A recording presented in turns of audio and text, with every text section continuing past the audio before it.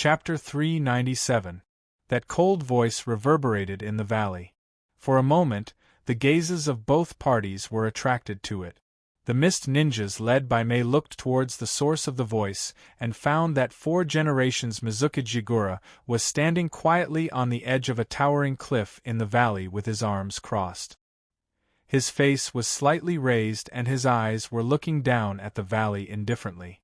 Although his expression was dull, and there was almost no expression on his face, just standing there made the mist ninjas feel a sense of confidence for no reason, as if they had found their backbone. Mizukage-sama. The mist ninjas, who were used to calling Yagura as Yandame-sama, unconsciously called him Mizukage-sama, which was obviously a sign of respect for him. Suijin, who was under the Susanoo, also heaved a sigh of relief. If Yagura was half a step late, the invincible image he had painstakingly created would have been in vain. With his current eyesight, it was difficult for him to maintain his previous attack. Once he fought with Mei, he would be exposed immediately. Although he could protect himself, Mei would find that he was not as strong as he had shown before. Everything before was just a bluff. In this way, Mei would be suspicious of Hyojin's intentions. After all, no normal ninja would waste their own chakra just to create a big scene. At this time, Yagura looked down at Hyojin in the valley and said lightly, "I will be your opponent." The 4th Mizukage, huh? Kuroto snorted and said, "Not a bad opponent. I hope you can entertain me to my heart's content." Yagura jumped down from the cliff and landed steadily on the ground. Then he slowly walked towards Hyojin. He was calm as if he was not affected by Hyojin's huge golden Susanoo at all. His indifferent expression was filled with inexplicable confidence. Seeing this, Kuroto secretly laughed and said, it's quite like that. It seems that the previous rehearsals were not in vain." Under the influence of Yagura, the mist ninjas who were still panicking slightly calmed down. Mei even went to greet Yagura. "Mizukage-sama, why are you here?" Yagura replied lightly, "Hunting down Yugao is related to the safety of the entire Mist Village. Although I gave this task to you as a test, it is not just a test." Mei heard this, and her expression became gloomy. The meaning of Yagura's words was obvious. If Mei failed the test, then as the 4th Mizukage, he could only do it himself. But now that he took the initiative to appear, it undoubtedly meant that Mei failed the test, so he had to clean up the mess in front of him personally. Mei quickly put aside her personal honor and reported to Yagura. "Mizukage-sama, Amatsukumi's target is the 6 tails, we must stop them." "Got it." Yagura waved his hand and said, "You can leave now. This level of battle is not something you can interfere with." "Yes." Mei Ming bit her lips and nodded reluctantly. She understood very well that if the 4 generations Mizukage wanted to defeat the Homusubi of Amatsukumi, they must enter the tailed beast state. At that time, it would be a battle between 2 monsters. If they didn't retreat far, even a Jonin would be injured or killed. Moreover, if the mist ninjas stayed in the valley, it would distract the 4 generations Mizukage, and they would not be able to fight the Homusubi of Amatsukumi with all their strength. Mei didn't dare to hesitate and immediately ordered her subordinates, "Quick, let's get out of the valley." Whoosh whoosh whoosh. After using the sealing technique to heal the companions who were burned by Suijin's golden flames, the members of the mist hunting unit used the body flicker technique and withdrew from the valley. Seeing that the mist ninjas left the valley, Hyojin grinned. "Let's begin." Yagura nodded. Outside the valley, the mist ninjas who hurriedly left the valley stopped outside the entrance. One of the mist ninjas panted and said, "It should be fine now that we've retreated here, right?" "Maybe." Mei wasn't sure how fierce the battle between the 4 generations Mizukage and the Homusubi would be. Aojirai slightly calmed down and immediately used the Byakugan to observe the situation in the valley. However, as soon as he looked over, his face was full of shock. At this moment, in his vision of the Byakugan, the violent chakra reaction covered the entire valley. This was the first time he saw such a fierce chakra reaction after transplanting the Byakugan.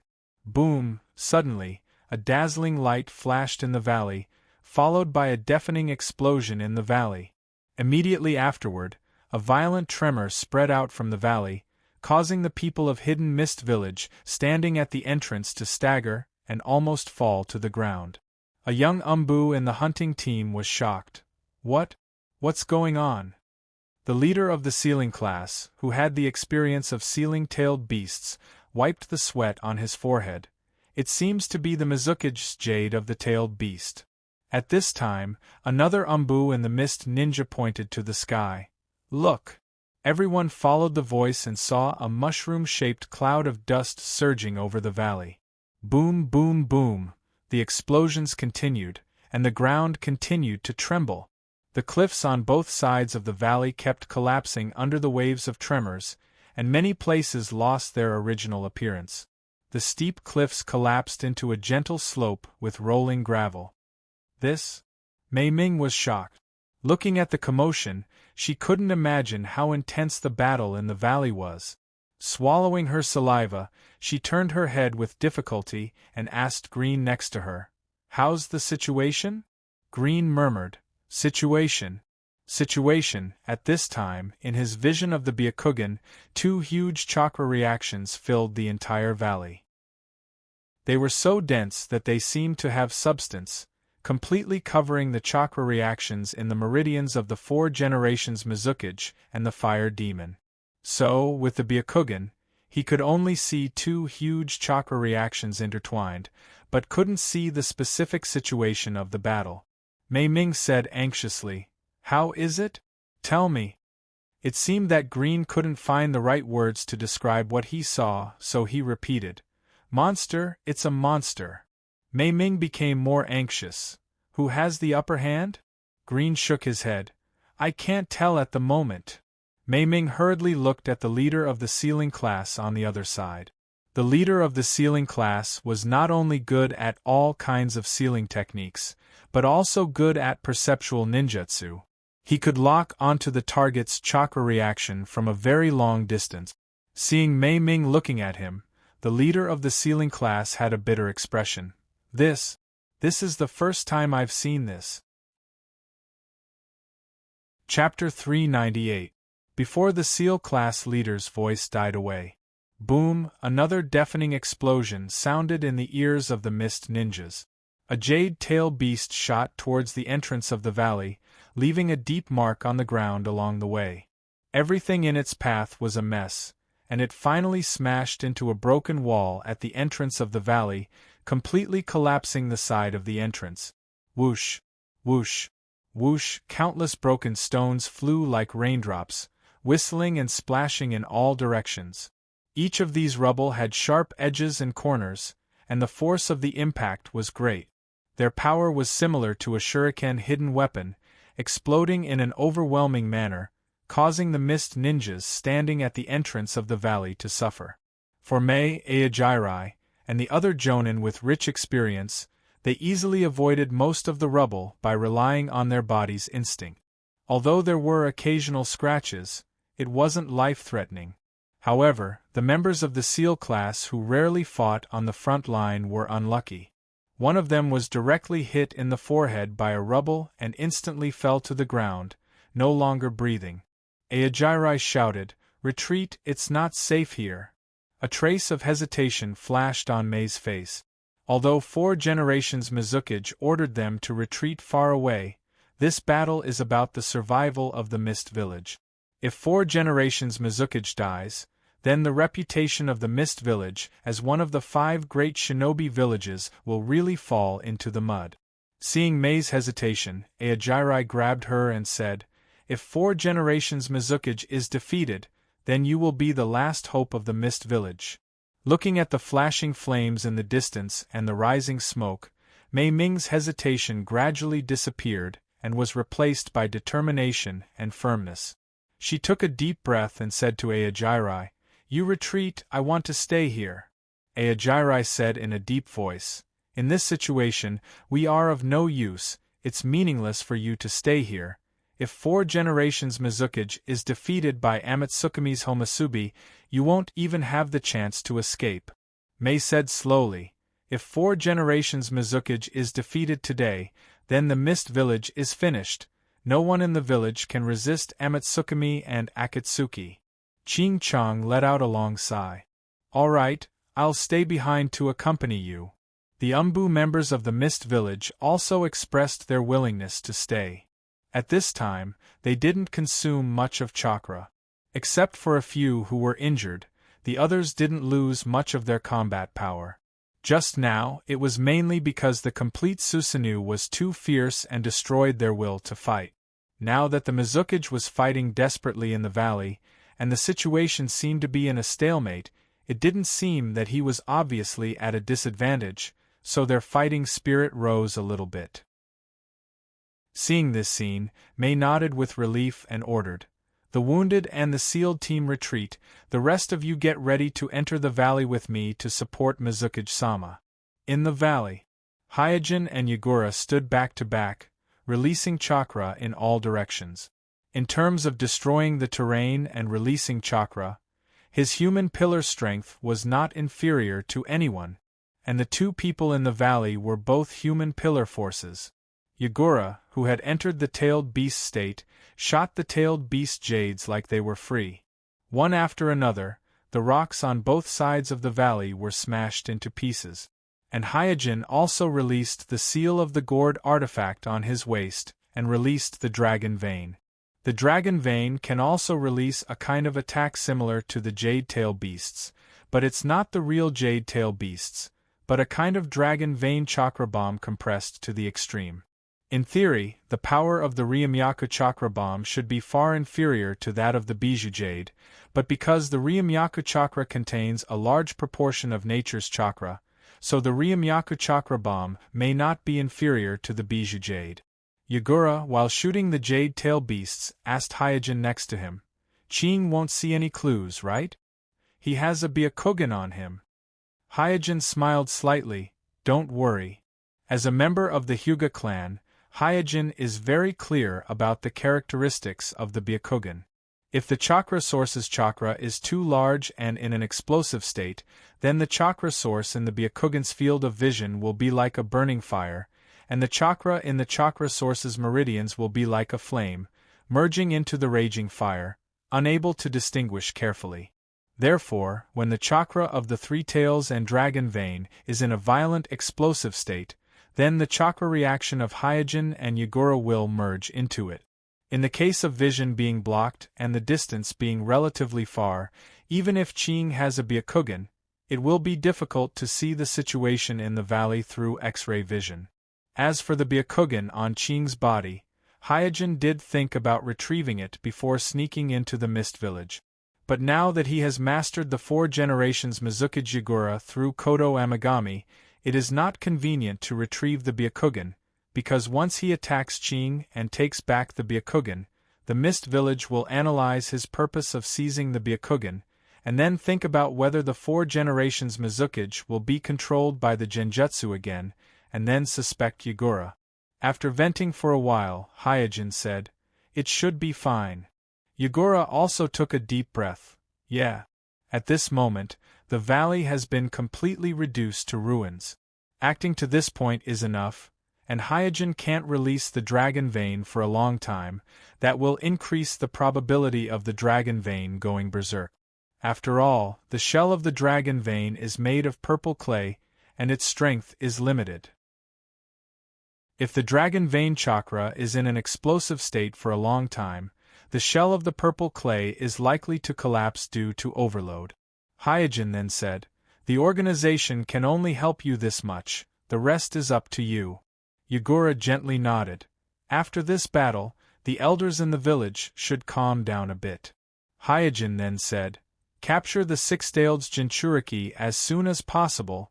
He is likely to become a target of the Akatsuki organization.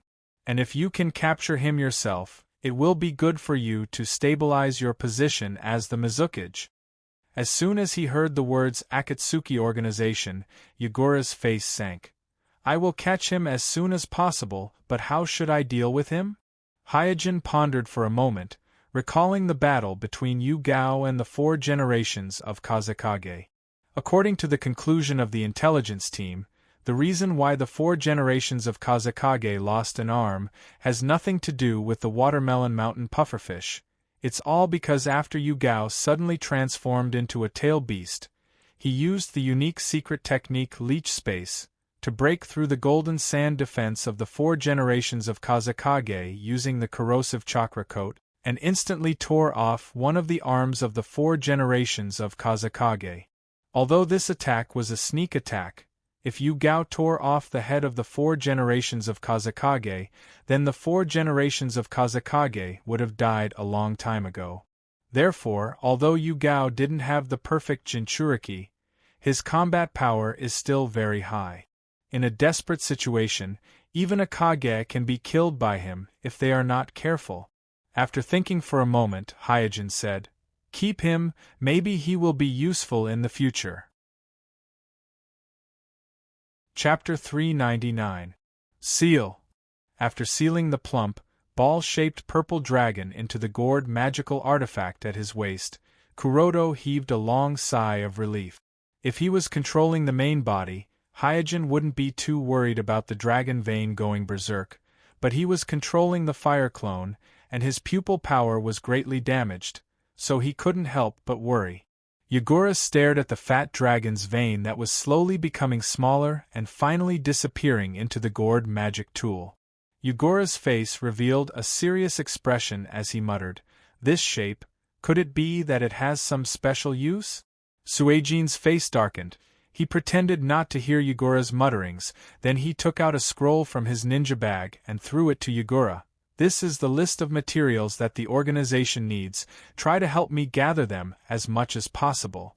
Taking a look at the scroll, Yagura found a long list of instruments and materials, many of which he had never even heard of, and his face darkened.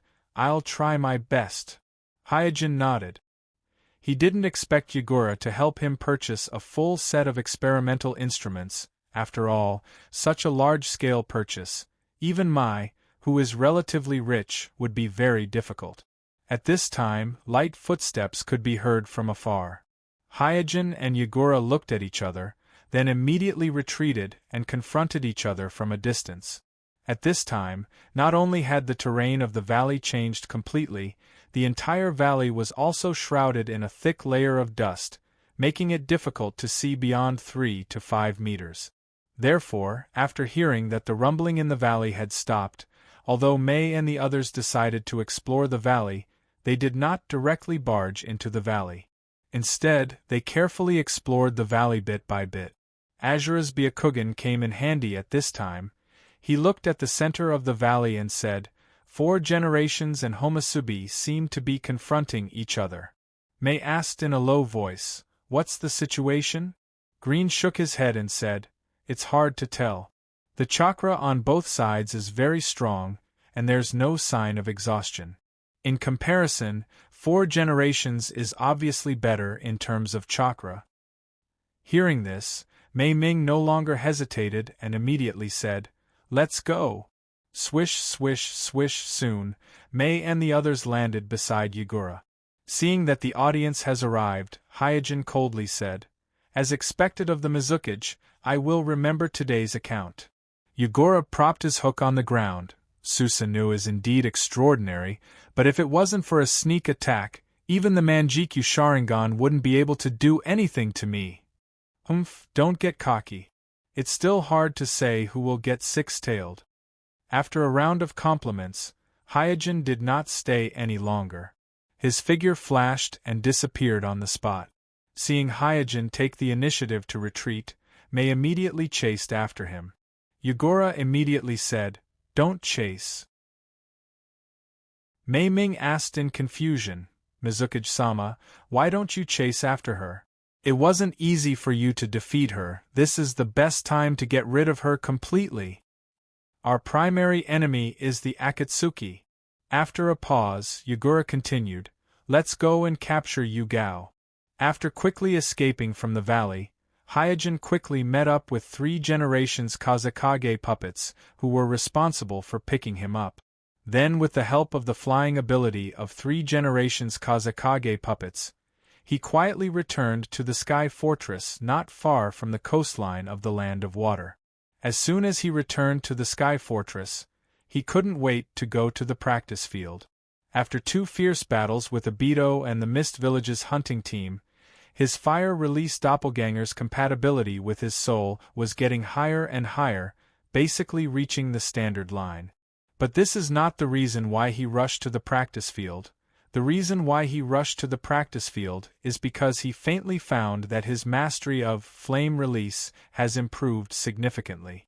Especially during the battle in the valley, he used flame release to cover almost the entire valley with golden flames, but the consumption of pupil power and chakra was significantly less than he expected. And this change undoubtedly shows that his mastery of flame release has improved significantly. In just a few days, why is there such an obvious improvement? Standing in the practice field, Kuroto began to ponder secretly.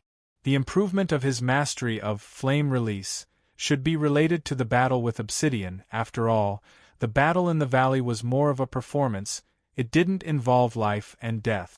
Hyojin rubbed his chin. When I fought with Obsidian, did I do anything special? After recalling for a while, Hyojin found that when he fought with Obsidian, the special thing he did was to use 3 Manjikyu Sharingan class jutsu: Susanoo, Amano Iwado, and Susanoo. But the use of these jutsu should not have much to do with the improvement of flame release. Suddenly, Hyojin's eyes narrowed and thought to himself, is it because I overused my pupil jutsu? If we exclude the special of using 3 Manjikyu Sharingan class jutsu in a row, then the special of the battle between Hyojin and Obsidian is that he overused his pupil jutsu. Yes, at the last moment when I overused my pupil jutsu, I also used a large-scale flame release ninjutsu. Perhaps this is the reason why my mastery of flame release has improved significantly. This is not Hyojin's guess, but he thought of Sasuke. Because in the original story, Sasuke often fought with strong enemies, which led to the exhaustion of his pupil jutsu. It can be said that Sasuke is the one in the Uchiha clan who had the shortest time between awakening his Manjikyu Sharingan and the decline of his eyesight. It only took him a few battles to almost blind his newly obtained Manjikyu Sharingan. Perhaps it is for this reason that Sasuke mastered flame release in a very short time. And in the past practice of flame release, Hyojin will not let himself fall into the predicament of exhaustion of pupil jutsu. Often when the consumption of pupil jutsu reaches a certain level, he will take the initiative to rest, so he has never tried to practice flame release in the case of exhaustion of pupil jutsu. But the battle with Obsidian was a life-and-death battle. If there is a slight negligence, it is possible to completely lose the fire release clone with the eternal Manjikyu Sharingan. Therefore, Hyojin did not hold back in that battle, even when his pupil jutsu was exhausted. In order to kill Obsidian for the second time, he resolutely overused his pupil jutsu and used a large-scale flame release ninjutsu. This situation is undoubtedly an accident with a small probability, but this accident pointed out a way for Hyojin to practice flame release. Anyway, I have consumed a lot of pupil jutsu, so I might as well take this opportunity to verify it. If this method works, then there will be no obstacle in practicing flame release. Chapter 400. Huff, huff. Lying on the ground, Hyojin's chest was like a bellows, moving up and down violently. Sweat had soaked his long hair and clothes, making him look like he had just been fished out of the water. Although he was drowned in exhaustion and powerlessness, there was a faint smile on his face. After trying it out just now, he found that his previous speculation was correct. In a situation where the ocular power was exhausted, if he forcefully used flame release, then the hidden potential in the body would be forcibly dug out, so that the body would actively adapt to the change of the fire attribute chakra and the thunder attribute chakra of the flame release, thus improving the control of flame release. In short, just like long-term training can obtain muscle memory, using flame release in an extreme state can also obtain a kind of body memory. Of course, the premise is that one must have the bloodline of the Uchiha clan, and must have the ocular power of the Manjikyu Sharingan level. And such a reckless method would naturally cause damage to the body. But compared to the effect, this degree of damage was completely acceptable. After all, the body's mastery of the change of the nature of chakra would only improve, not degenerate. So as long as the frequency of practice was controlled, and the body had enough time to recover from the damage caused by the practice, mastering flame release was only a matter of time. Sitting up slowly, Hyojin thought, the Uchiha clan is really interesting. For ordinary people, extreme personality or physical state were very dangerous, and should be avoided at all costs. But the Uchiha clan with the Sharingan was the opposite. Extreme personality or physical state could often trigger the power hidden in the bloodline, allowing them to easily obtain a terrifying power that ordinary people could not obtain in their lifetime. The more extreme, the stronger, and the stronger, the more extreme. With the in-depth development of the fire escape doppelganger, Hyojin also had a deeper understanding of the Uchiha clan. In fact, according to the proportion of the whole Uchiha clan, there aren't many crazy people who are so extreme that they can't be communicated with. It's just that the crazy people of the Uchiha clan are all top experts, and they can stir up trouble in the shinobi world at will. They always appear in the spotlight and in the eyes of the public. Obviously, there are only a few of them, but they have led people's perception of the Uchiha clan as a whole. But in fact, most of the people in the Uchiha clan are normal people. They are not ninjas, they have not awakened their Sharingan, they live an ordinary life like ordinary people. Perhaps it was because they were too normal, too ordinary. They had no strength and no right to speak, so they were reduced to the background and ignored by the public. But according to the proportion of the population, these ordinary Uchiha were the majority of the Uchiha clan. After a little sigh, Hyojin left the practice room and went to the laboratory. Then he extracted the soul from the fire escape doppelganger and returned to his body. Placing the fire escape doppelganger on the test bench, Hyojin activated the Byakugan and carefully examined it.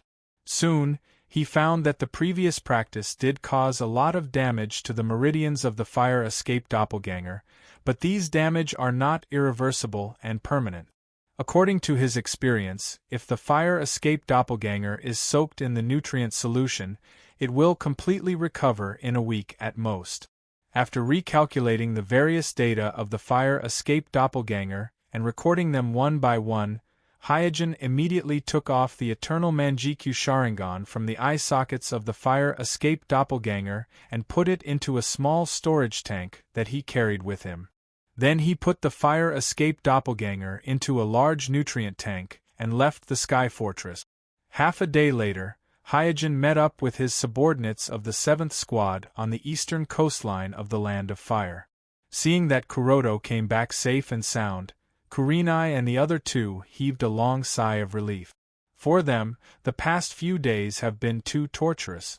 After a few words of greeting, Kurenai immediately asked, "Kuroto, did you succeed?" Hyojin shook his head. Gale coughed twice and said, "Captain, the failure of this mission is our responsibility, it has nothing to do with you." Kurenai lowered her head and said, "Well, it was us who dragged you down." Kurenai also echoed, "Captain, don't worry, we will take the initiative to report to Naruto-sama." Hyojin smiled and said, "There are some changes in this mission, let's talk about it on the way." On the way back to the village, Hyojin briefly explained what happened in the Mist Village, but in the end, he concealed the fact that he secretly controlled the 4 generations Mizukage. After learning that the 4 generations Mizukage was controlled by the Akatsuki and became a puppet of the Akatsuki organization, the 3 members of the 7th Squad were shocked, just like Jishue.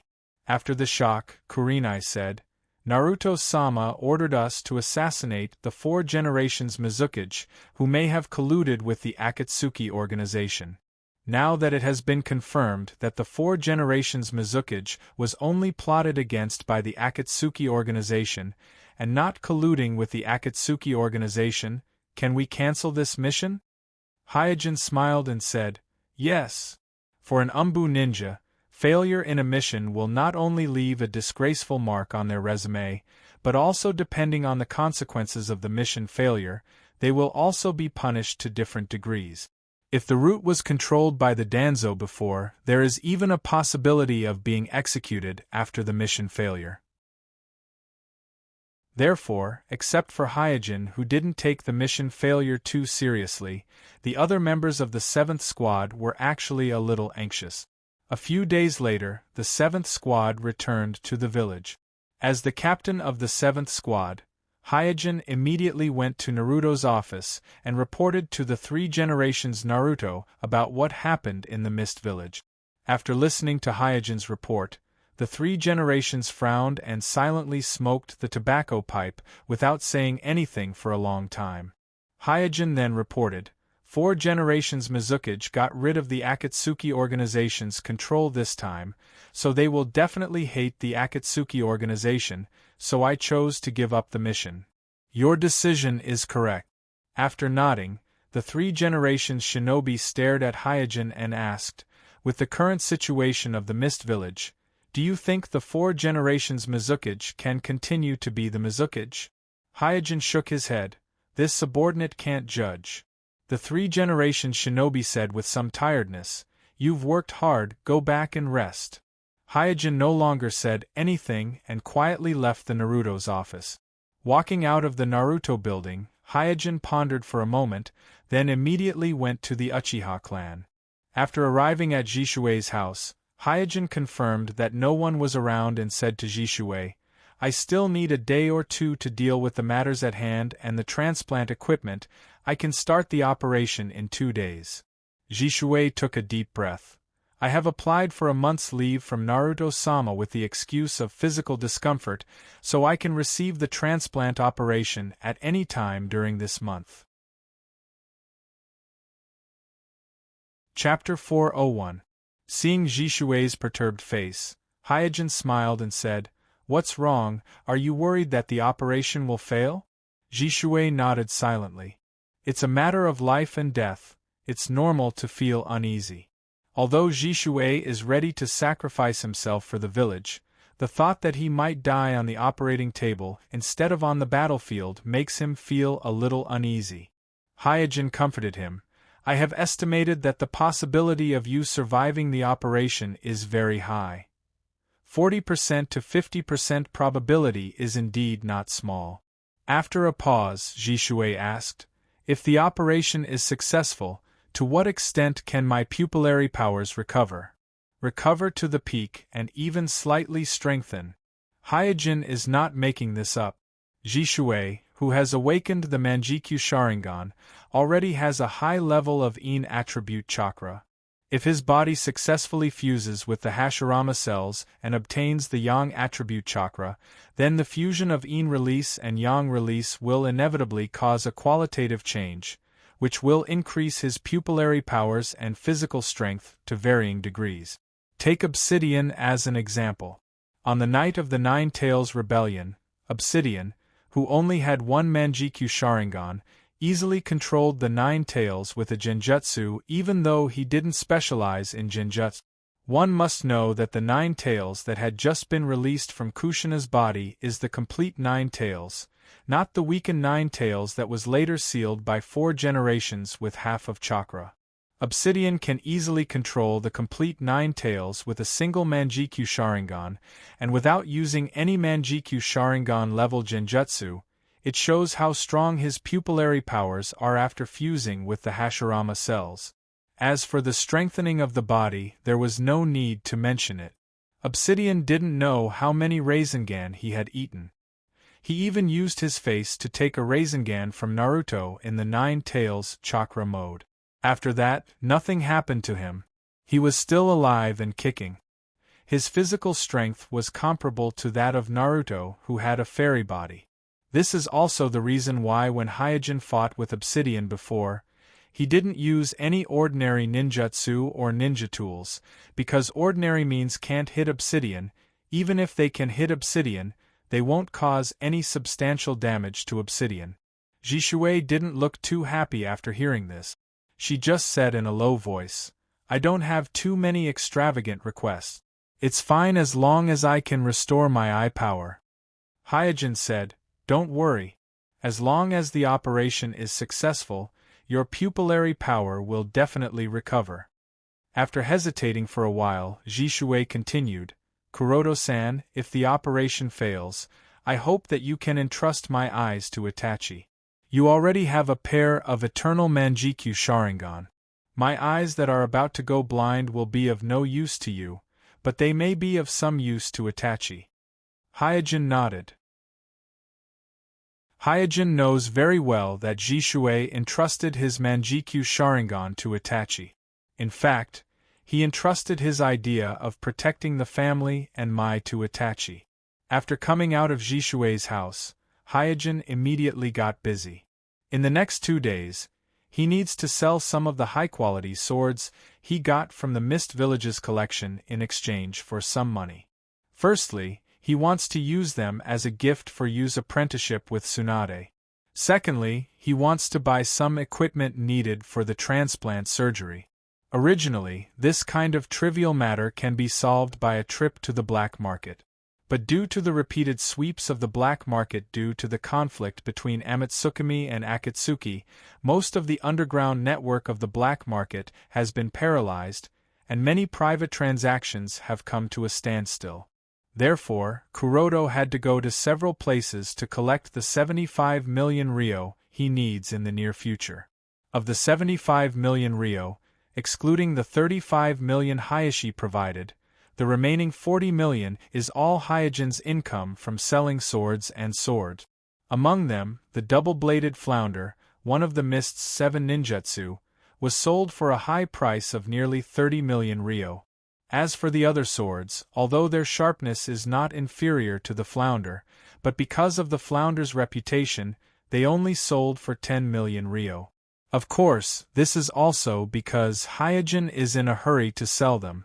If he waited for the highest price slowly, the income can increase by at least 10%. As for the double-bladed flounder, one of the Mist's 7 ninjutsu, Hyojin is not in a hurry to sell it, because this ninjutsu can not only provide a large amount of chakra for the owner, but also absorb the enemy's chakra when fighting with the enemy. It is a very versatile ninjutsu.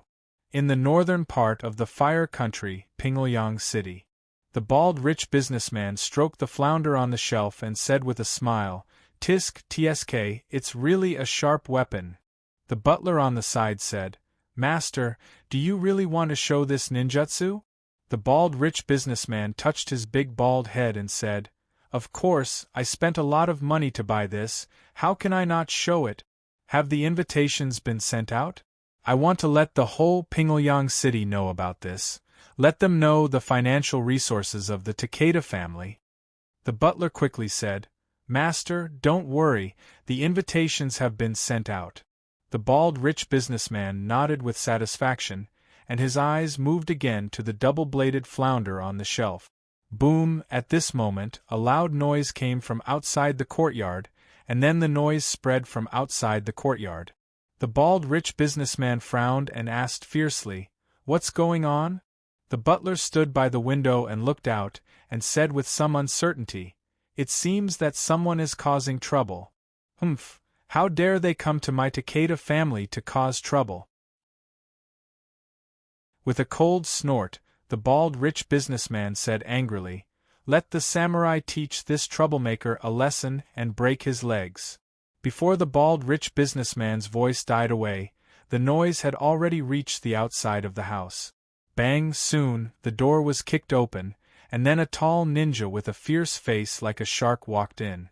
The ninja looked at the double-bladed flounder on the display shelf and grinned. "I thought it was just a rumor, but I didn't expect the flounder to really be here." After saying that, the ninja stepped forward and took the double-bladed flounder. At this moment, the bald rich businessman saw the samurai lying on the ground outside the door, and his heart instantly jumped to his throat. These samurai were all hired by him with a lot of money, and some of them were said to be high-level samurai learning in the Iron Nation, but he didn't expect them to be so weak in front of this shark-faced ninja. Just when the bald rich businessman thought that the ninja was going to kill him, the shark-faced ninja glanced at him and asked, "Where did you get this blade?" The bald rich businessman replied with a stutter, "A merchant sold it to me." The shark-faced ninja who was carrying the flounder did not say anything else, and with a swoosh disappeared into thin air. At this moment the butler crawled over from the side, and with a sad face, he asked the bald rich businessman, "Master, this—" The bald rich businessman shouted, Quickly send someone to I want a reward of 10 million for my blade." Chapter 402. Outside Pingyang City. Lotus was sitting on a big rock, holding a grass stem in his mouth, complaining, "What did that ghost mermaid do? How could he make me wait for so long?" Standing on the side, Dusk was looking around with his red eyes, completely ignoring Lotus's complaint. They were all ninjas from the same village, so Dusk was very clear about the character of the Kagaya clan. In the Kagaya clan, the deeper the power of the bloodline was dug, the more irritable they would be. There were only a few Kagaya clan members who could remain sane while developing their own Kagaya clan, and Lotus was obviously not one of them. Dang dang dang! Suddenly, from Pingyang City, not far away, came a hurried alarm bell. This alarm bell was usually sounded when a city was attacked by a large group of bandits, or when an important person in the city was attacked. It wouldn't be used easily for ordinary small disturbances.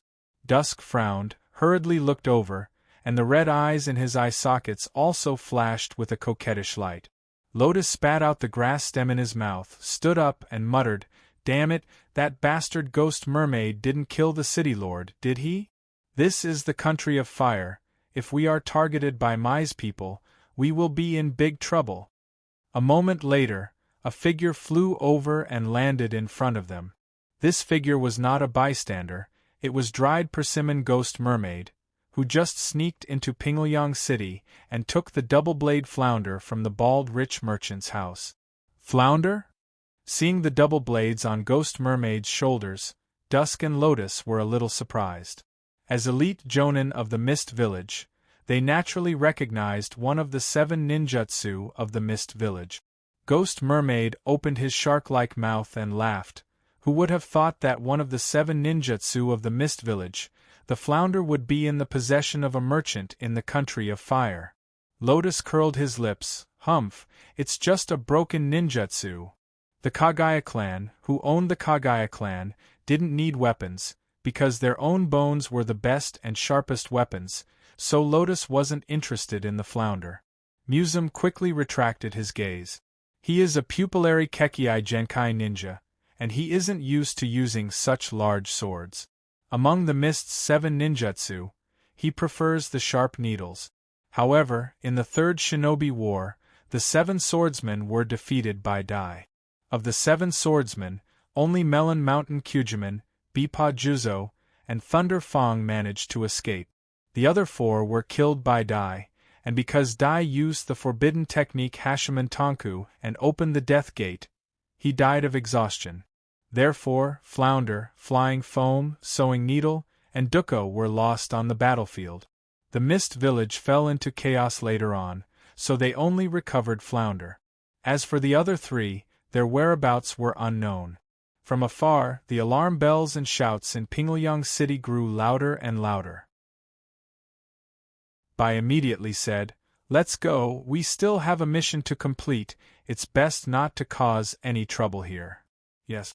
Guiyu nodded. He was in a good mood after snatching back a ninjato. Therefore, the 3 continued to gallop north, and soon crossed the border of the Land of Fire and came to the Land of Tian, where Orochi Maru once appeared. After arriving in the Land of Tian, the 3 came to a hidden forest. According to the arrangement of the Akatsuki, An official member of the Akatsuki will meet the three of them in this forest, and then they will form a regular team of 4 to fight against Orochimaru, the traitor of the Akatsuki organization. After waiting for a while, no one was seen, and the grumpy Lotus complained again.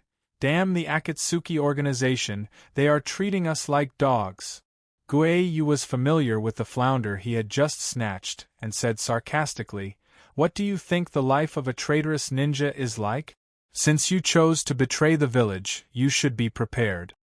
A twisted grin appeared on Lotus' face. "It seems that you are really tired of living." Gueiyu stared at Lotus, who was full of killing intent, and said calmly, "You can't kill me. Instead of wasting your energy, it's better to take a good rest. Don't forget that the target this time is Orochimaru, one of the Sannin. Maybe we will all die here." The one in charge of the investigation said, "Stop arguing, someone is coming." Swish, not long after, with a whistling sound, a figure suddenly fell in front of the three of them.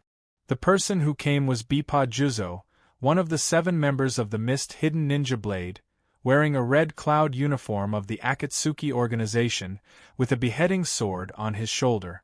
Lotus chuckled, "Hey, I thought it was someone else. I didn't expect it to be you." Gueiyu smiled and said, "Does the Akatsuki organization want us to have a meeting? According to the order of the leader, we will form a temporary team of 4 people, and I will be the captain for the time being. The team code name is Mist, and the mission is to kill Orochimaru." While looking at the 3 of them, Bippa Juzo announced the decision of the Akatsuki organization with a helpless expression. Because Blood Mist Village adheres to the concept of respect for the strong, the concept of hierarchy among the Mist Ninjas is not as strict as that of other villages. Assassination, rebellion, coup d'état, and other taboos in other villages are almost commonplace for the Mist Ninjas. Therefore, Bippa Juzo doesn't really like dealing with the 3 traitorous Mist Ninjas in front of him. In fact, there is another reason why the Akatsuki organization sent Bippa Juzo here. Because in the previous battle, almost all of the members of the Akatsuki organization were injured, and Kakuzu, who lost 4 hearts in the battle, teamed up with the Jinchuriki Nibi, who was controlled by Obsidian Genjutsu, and left the secret base of the Akatsuki organization to carry out the heart-hunting mission. Although Kakuzu only has 1 heart left, and his combat power is greatly reduced, the strength of the Jinchuriki Nibi is unquestionable. Even if it's hunting a Jonin, it's not difficult, so the hunting mission was very smooth, and Kakuzu didn't spend much effort to collect 5 hearts. However, just when Kakuzu and Yujito Nibi were about to return to the secret base of the Akatsuki organization, the genjutsu that Obsidian used to control Yujito Nibi suddenly disappeared, and Yujito Nibi also got rid of the genjutsu without any warning. Kakuzu, who was defenseless, was naturally unlucky. The proud Yujito Nibi couldn't bear the shame of being controlled by the genjutsu, so she didn't escape, but vented her anger on Kakuzu. Kakuzu was stunned on the spot, and the heart that he just obtained was lost again. When Shinichi and Konan heard the news and arrived, and joined forces to subdue Yujito Nibi again, Kakuzu's whole body was broken into pieces, and the scene was extremely miserable. Fortunately, Kakuzu's earth attribute heart was buried into the ground first, so he barely escaped death. After that, it took him a whole night to piece his body back together. Chapter 403. Later, Akatsuki learned that the reason why Yujito Ni suddenly got rid of the genjutsu was because something happened on Obsidian's side. But because of this incident, Akatsuki realized that the control of genjutsu on Yujito Ni is not firm. Once the caster has a problem, Yujito Ni may get rid of the control of genjutsu at any time. Therefore, when Obsidian used genjutsu to control Yujito Ni again, Akatsuki arranged Shinichi, who also has the Manjikyu Sharingan, to be in a group with Yujito Ni. In this way, even if Yujito Ni gets rid of the control of Obsidian's genjutsu again, Shinichi, as the monitor, has the ability to subdue her, and after this lesson, Akatsuki decided not to use Yujito ni easily anymore. After Shinichi was transferred to the same group as Yujito ni, Bippa Juzo had no partner, so he was sent to the land of Tion by the Akatsuki organization to temporarily serve as the captain of the Mist team, responsible for supervising the 3 new members of the organization. In the original story, Akatsuki's monitoring of the members of the organization is not strict. Basically, everyone does their own thing, as long as they can complete the hard target of catching tailed beasts. Pain, as the leader of the organization, doesn't manage them at all. Even when hunting down the traitor Orochimaru, Akatsuki didn't pay much attention to it. For a long time, only Sasori and Deidale were responsible for it. Because in that time and space, Akatsuki was arrogant, and their leader Nagato even claimed to be a god. They didn't put the 5 great shinobi villages in their eyes at all, so they didn't care too much about a little leak. But in this time and space, because of the existence of Hyojin's Amatsukami, Nagato almost died in the sneak attack of Amatsukami's leader, so under great pressure, Akatsuki was forced to make many changes. For example, this time, Obsidian recruited the 3 ghost mermaid in the Mist Village. Because they were worried that their loyalty was not enough, and that they would defect like Orochimaru and Shino, causing the organization's secret to be leaked, Akatsuki didn't recruit them to the new secret base, but assigned them the troublesome task of hunting Orochimaru. After everyone was gathered, the Mist Squad didn't waste any time and went directly to the place where Orochimaru had appeared. This was a small, run-down village. Many of the houses in the village had traces of being burned, and most of them had collapsed. The entire village seemed to have been abandoned for a long time, with no signs of human habitation. Glancing around, the ghost shark asked confusedly, "What is Orochimaru doing in this place?" Bippa Juzo was also puzzled and could only order everyone, "Split up and search, see if we can find any clues." At this time, Jue, who had been scouting the surroundings, pointed to a place not far away and said, "Everyone be careful, someone is coming." After a while, a ninja team came to the front of the Mist team and asked, "Who are you and why are you here?" This ninja squad is also composed of 4 people. The leader is a 16 or 17-year-old boy, the rest are around 10 years old, still a group of children. Their clothing is obviously different from that of other shinobi villages, and the symbol on their forehead is a musical note pattern that no one has ever seen before. Jue muttered, "Ninjas from the newly established Sound Village?" The ghost shark asked Bippa Juzo, "How do we deal with them?" Before Bippa Juzo answered, the grumpy Lotus shouted loudly, "It's just a team of cannon fodder from a small shinobi village, don't talk nonsense, just kill them." After saying that, Lotus's figure flashed and rushed toward the 4 shinobi from the Sound Village. In the eyes of the ninjas from the big shinobi villages, the ninjas from the small shinobi villages are not worth mentioning, not to mention that the shinobi in front of them are so young, they are obviously cannon fodder. Seeing Lotus attack, the other members of the Mist team no longer hesitated. After all, their mission this time is a hunting mission. They have to ensure that their whereabouts will not be exposed. Lotus's target is the 16 or 17-year-old shinobi team captain, but before he could rush in front of him, a white-haired boy from the opposite team intercepted him from the side.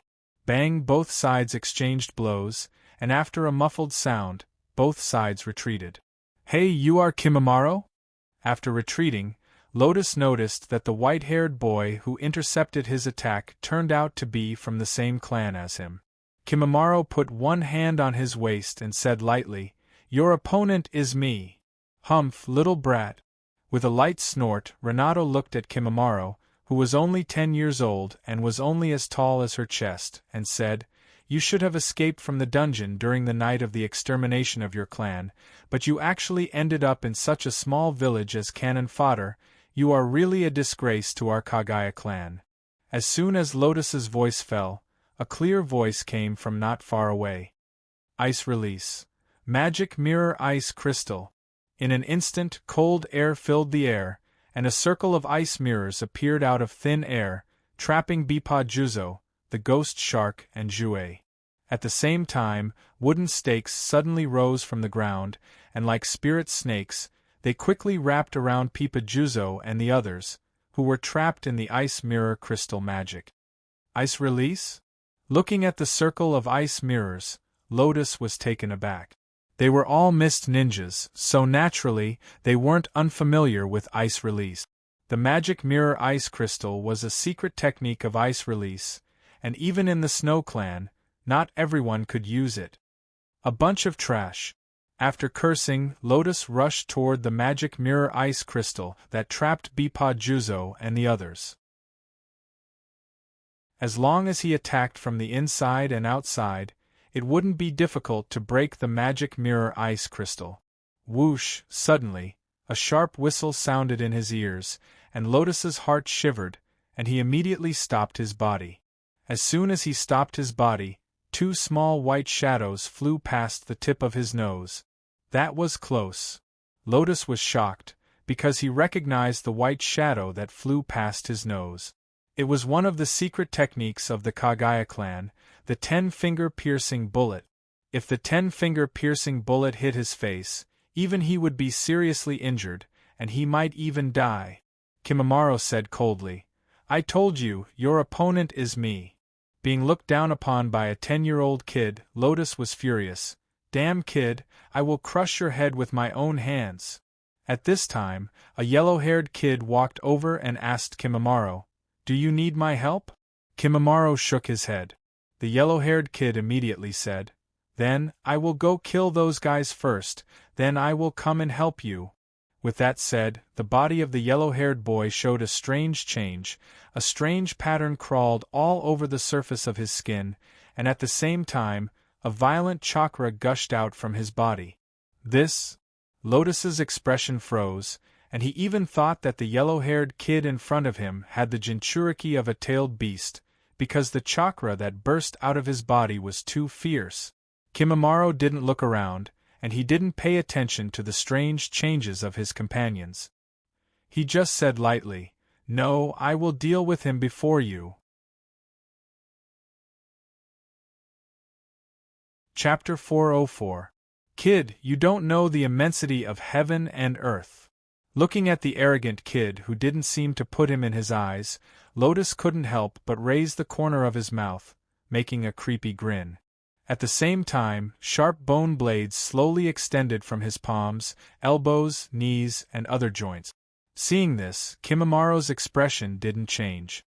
He slightly lowered his body, and sharp bone blades also extended from his palms, elbows, knees, and other joints. Lotus's expression froze. Extending the bone blades from the joints was one of the corpse bone sect's secret techniques, Dance of the Willow. Although it wasn't a special technique, Kimimaro being able to use it easily at his age surprised Lotus a bit.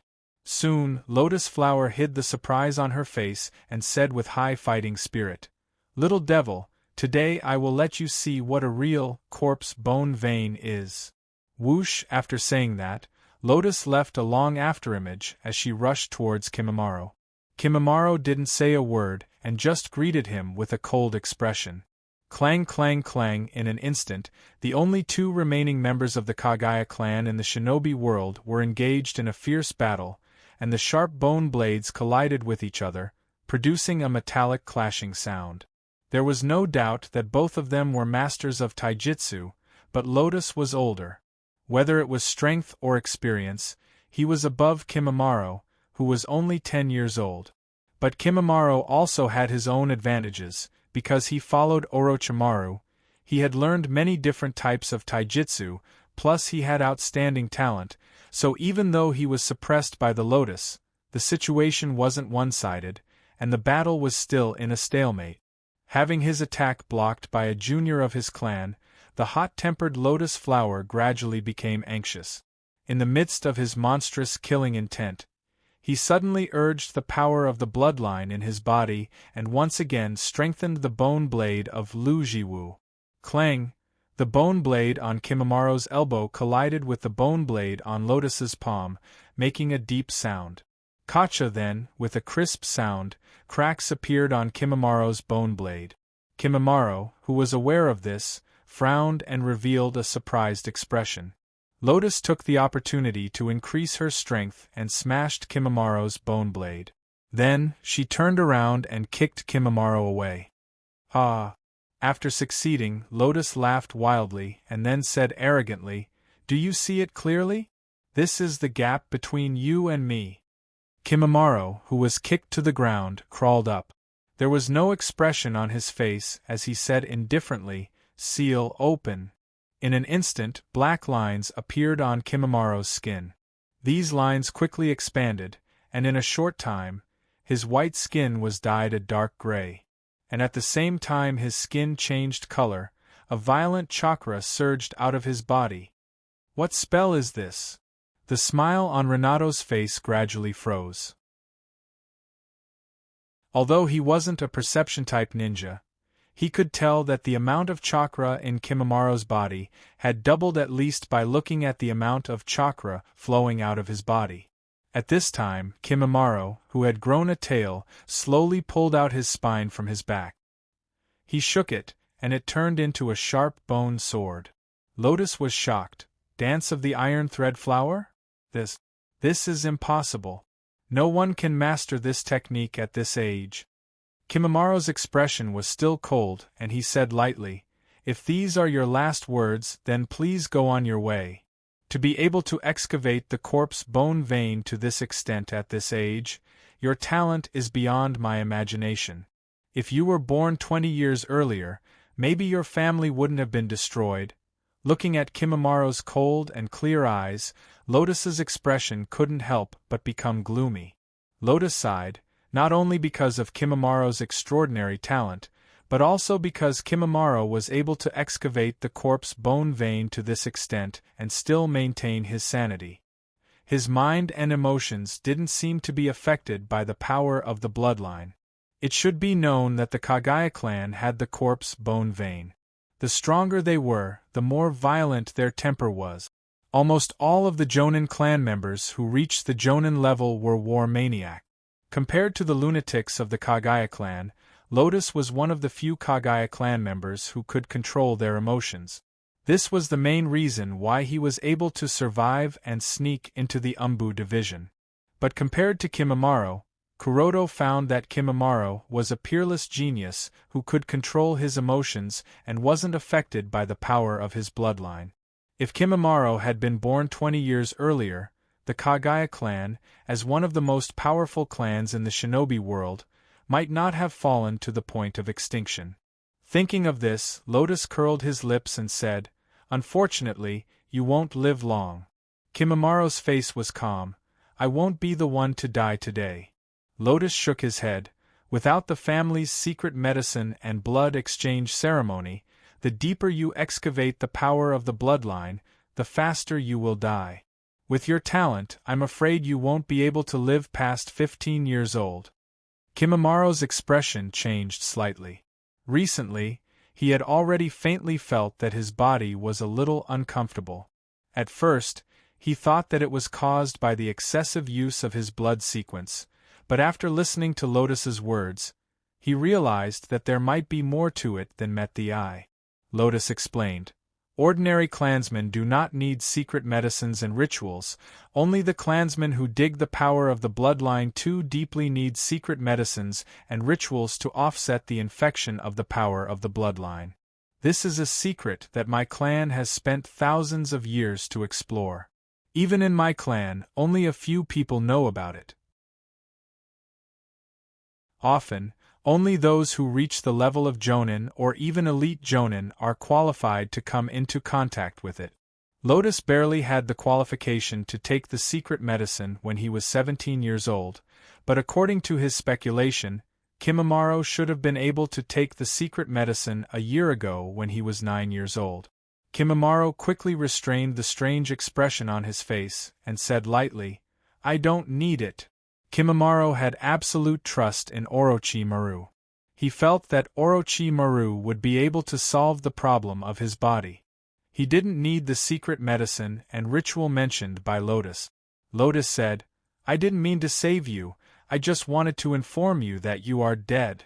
The secret medicine and the ritual were all in the hands of the patriarch. Now that the clan was destroyed, even if Lotus wanted to help Kimimaro, he couldn't do anything. Moreover, the blood exchange ceremony required a member of the same clan to exchange their blood. Now that there were only Lotus and Kimimaro left in the Kagaya clan, Lotus naturally couldn't exchange her blood with Kimimaro. Chapter 405. While Lotus was telling Kimimaro about the family's secret, a fierce battle was taking place in the magic mirror ice crystal, not far away. What the hell, this is wood release? Bipa Juzo and the other two didn't panic when they were trapped in the magic mirror ice crystal, but when they were entangled by the wooden stakes that came out of the ground, they panicked. The power of wood release didn't need to be explained, so after seeing it, the three members of the Mist Squad didn't hold back anymore.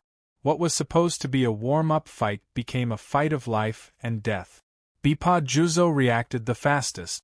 Before the wooden stakes could entangle his hands, he waved his hands and used the sharpness of the beheading sword to cut off the wooden stakes that came out of the ground. After he got out of the trap, Bipa Juzo turned around and cut off the wooden stakes that were entangling him. At the same time, Ghost Shark also waved the double-bladed flounder in his hands and smashed the wooden stakes that were entangling him. He said, "These kids are not simple." Bipa Juzo said, "Let's get out of here first." Ghost Shark didn't say anything else. He put the double-bladed flounder on the ground in front of him, raised his hands and quickly made a hand seal. He shouted, "Water release! Explosive water shockwave!" In an instant, a huge wave that was like an ocean swept over. Ghost Shark stood on top of the wave and used the impact of the huge wave to swing the double-bladed flounder he picked up. Under the infusion of Ghost Shark's chakra, a shadow of chakra appeared on the double-bladed flounder. The double-bladed flounder was like a huge hammer that fiercely smashed towards the ice mirror. Gotcha! The solid ice mirror couldn't resist the attack of the flounder and broke. Ghost Shark jumped and rushed out of the magic mirror ice crystal along with the water wave. Bipa Juzo and Hibiscus also followed him and used the water wave to escape from the magic mirror ice crystal. Both Haku and Yamato didn't expect that the three of them would not only be able to get rid of the control of the wood release, but also be able to use such a terrifying water release ninjutsu, so they were caught off guard. Bai, who was inexperienced, was washed away by the waves. He only managed to stop when he hit a big tree. On the other hand, Yamato used wooden spindle wall to barely block the huge wave and was not washed away by the wave. Ghost Mermaid and the others were all experienced mist ninjas. Seeing that they had gained the upper hand, they naturally wouldn't give up easily. Therefore, Ghost Mermaid waved the double-bladed flounder in his hand and fiercely smashed towards Yamato's wooden pillar wall. Boom, however, when the flounder held in the Ghost Mermaid's hand was about to smash on the wooden wall that was protecting Yamato, a yellow-haired monster rushed over from the side and blocked the flounder from the Ghost Mermaid's hand with his fist. Sensing the violent chakra power released from Ji-Hao's body, Ghost Mermaid and mermaids looked changed. They immediately drew back to Bipa Juzo and Yu. At this time, Haku, who was washed far away by the waves, hurriedly rushed over. Yamato also put away his wooden ingot wall. 3 of the 4 ninjas of the sound and the 3 members of the mist team confronted each other from afar. Without a doubt, both sides had underestimated each other's strength. For a moment they were in a difficult position. The Mist team thought that the 4 ninjas of the sound were just the most common cannon fodder team in the shinobi village. They thought that they only needed to wave their swords to kill a large number of small fries. The 4 ninjas of the sound also thought that the Mist team were just ordinary traitorous ninjas. But after fighting for a while, both sides suddenly discovered that the strength of the other side was far beyond their imagination. They were enemies that needed to be dealt with all their strength. As the captain of the 4 ninjas of the sound, Yamato said to Haku beside him, These people are all Jonin-level experts. They must have some ulterior motive for coming here. We can't let them escape. Haku hesitated and asked, "Should we use that move?" Yamato nodded and immediately said, "Seal open." Yamato was different from Kimimaro. He was lucky enough to receive the Prime Generation cells. Yamato had a special body, so the sigil in his body wasn't the same as Kimimaro's sigil of the earth. Instead, it was the stronger and more overbearing sigil of the sky. In just a moment, two huge fleshy wings extended from Yamato's back, and his chakra burst out in an instant. Looking at Yamato, Bipajuzo was speechless. This guy with dead fish eyes, is he really a monster? Haku, who had red eyes, said with a dignified expression, "The chakra's amount in his body has doubled, and it's still growing. I'm afraid we're in big trouble." Yamato, who had already activated the seal of the sky, said to Haku beside him, "Don't hesitate. If we don't use our full strength, we will all die here." Haku had no choice but to shout, "Seal open!" Soon, a pair of wings spread from Haku's back, and his chakra increased sharply. Among the hundreds of test subjects of Orochimaru, Yamato and Haku were the only two who survived after receiving the seal of the sky. Just like Yamato, Haku's physique is also very special. His cell fusion ability is very good. When Hyojin used Haku's cells for cell fusion, he obtained 2 clones in just one try, which made Hyojin mistakenly think that his cell fusion technique is very mature. It wasn't until he fused with Uchiha's cells that Hyojin realized that it wasn't that his cell fusion technique was mature, but that Haku's cells were really useful. On a high cliff in the distance, standing on the edge of the cliff, Orochimaru smiled and looked at the battle between the 4 ninjas and the Mist Squad. Bipajuzo can be regarded as an old acquaintance of Orochimaru, and the reputation of the dry persimmon demon mermaid is not small in the shinobi world. Although Musashi and Lotus don't have a great reputation in the shinobi world because of their Kekkai Genkai, but the strength of their Kekkai Genkai is obvious. Orochimaru was naturally very happy that the 4 shinobi that he trained were able to fight back and forth with the Mist Squad. Duji, who was standing on the side, smiled and said, "Orochimaru-sama, the 4 ninjas trained by you really don't disappoint." Orochimaru said in a hoarse voice, "They are still a bit immature." Although on the surface, the 4 ninjas aren't at a disadvantage, but Orochimaru is very clear that the 4 ninjas of the Mist Squad are seasoned ninjas, and as time passes, the 4 ninjas who lack experience will gradually fall into a disadvantageous position. Moreover, among the 4 ninjas, except for Yamato, the other ninjas are too young. They are only about 10 years old, they are still children, and they can't support a high-intensity battle for too long. Duji said, "In a few years, they will be able to take charge of the shinobi world." Orochimaru shook his head slightly. Compared to Kuroto, they are still a bit worse. Duji's face stiffened, and a bit of jealousy surged in his heart. He knows that in the heart of Orochimaru, the one he most appreciates and values the most is Hyojin, who has completely broken away from Orochimaru's control, the guy who appears and disappears unpredictably. Chapter 406. The Mist Squad and the Sound Ninja didn't notice Orochimaru on the cliff in the distance. Even Sui, who had the red-eye bloodline, was no exception. The pressure from both sides was simply too great. It was so great that no one dared to be distracted in the slightest. Hiding behind Pipajuzong and Ghost Mermaid and Mermaid, Yu activated his red eyes to observe the enemies while saying in a low voice, "Judging by their looks, they must have cast some kind of secret magic. Any powerful secret magic must be a great burden to their bodies. With their age, they can't hold on for long." Bipajuzo and Ghost Mermaid glanced at each other, and suddenly had an idea. Immediately, the two quickly made a hand seal, and shouted at the same time, "Mist concealment technique." Huff, as the two of them exhaled a thin mist at the same time, a thick mist instantly enveloped the surroundings. The density of the mist concealment technique could be adjusted according to the amount of chakra injected. The more chakra injected, the thicker the mist would be.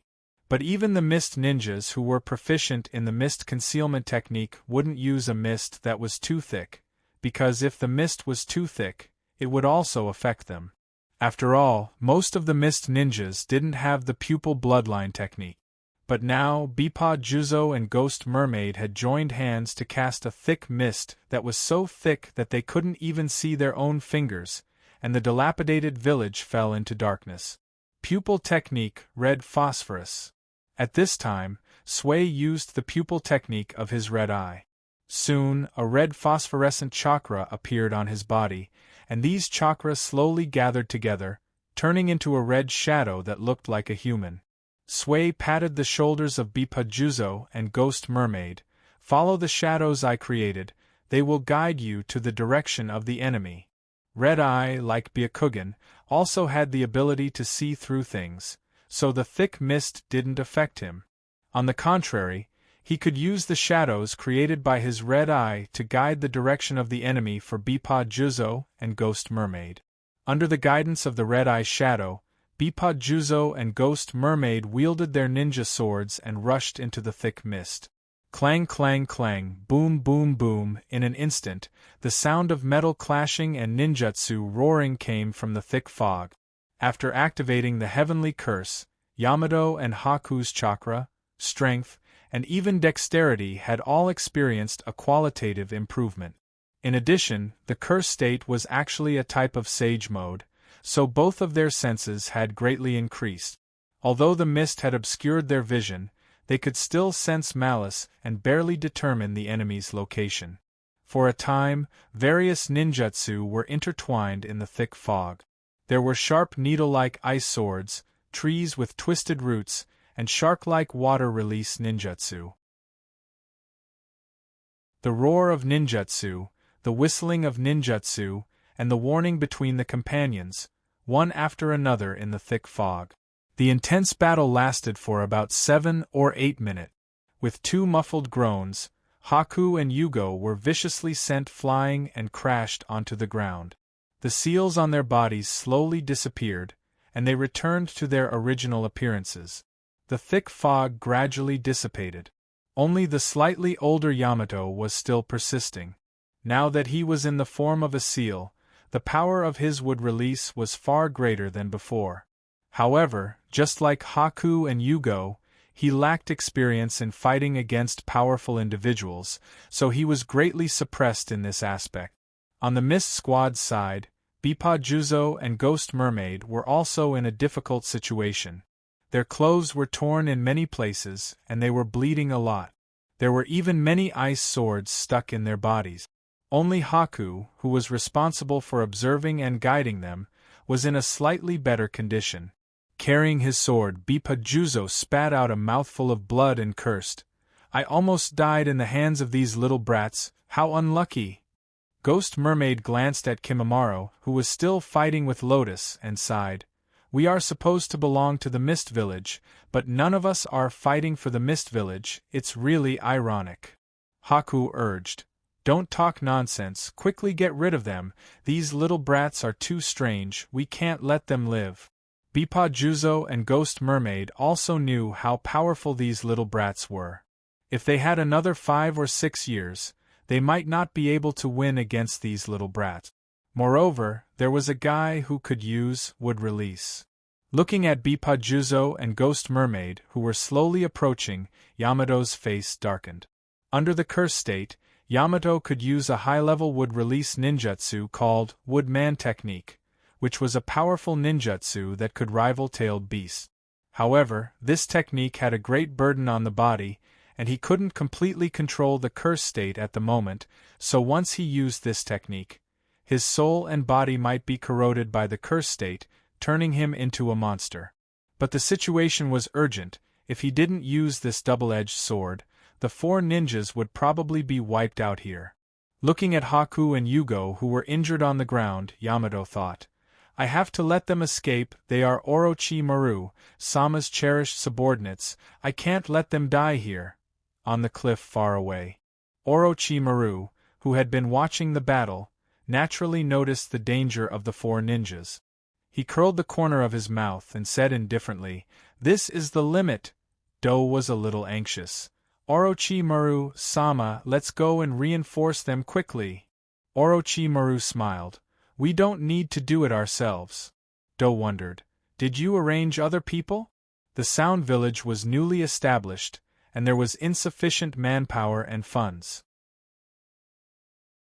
Except for him and Orochimaru, there was no one in the hands of the Tian Kingdom who could match the Mist Squad below, so Do was very curious.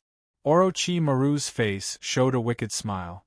"Don't you think it's a good time to test that technique?" Do was shocked. You want to use that technique?" Orochimaru began to slowly print, and immediately pressed on the ground. "Psychic technique, impure earth reincarnation."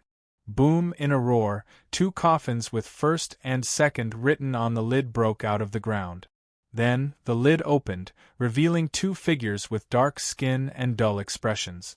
Orochimaru slowly walked to the back of the 2 figures, and stabbed 2 kunai with talismans at the end into the back of the heads of the 2 figures.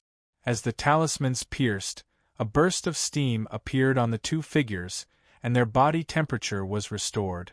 Their faces gradually regained their vitality, as if their souls were injected in an instant. At this time, Orochimaru crossed his arms over his chest and said with a smile, "Let's see the heroism of the first generation of Naruto here." Do pushed the frame on the bridge of his nose with excitement. In the light laughter of Orochimaru, the 2 figures, like arrows leaving the bow, rushed down the high cliff and rushed toward the Mist Squad in the distance at an extremely fast speed. Chapter 407. Soon Musashi, who has red eyes, noticed the 2 approaching figures, and his expression immediately changed. "Everyone be careful, there are more enemies approaching." Bipajuzo's face turned a bit ugly. At the moment, the Mist team hasn't even seen the face of their target, Orochimaru, but trouble has already come one after another, which really annoyed him. Ghost Shark carried the double-bladed flounder on his shoulder, looked at the 2 approaching figures, and said, "There is something wrong with these 2 chakra." Musashi's face became more and more serious as a Kekii Genkai ninja.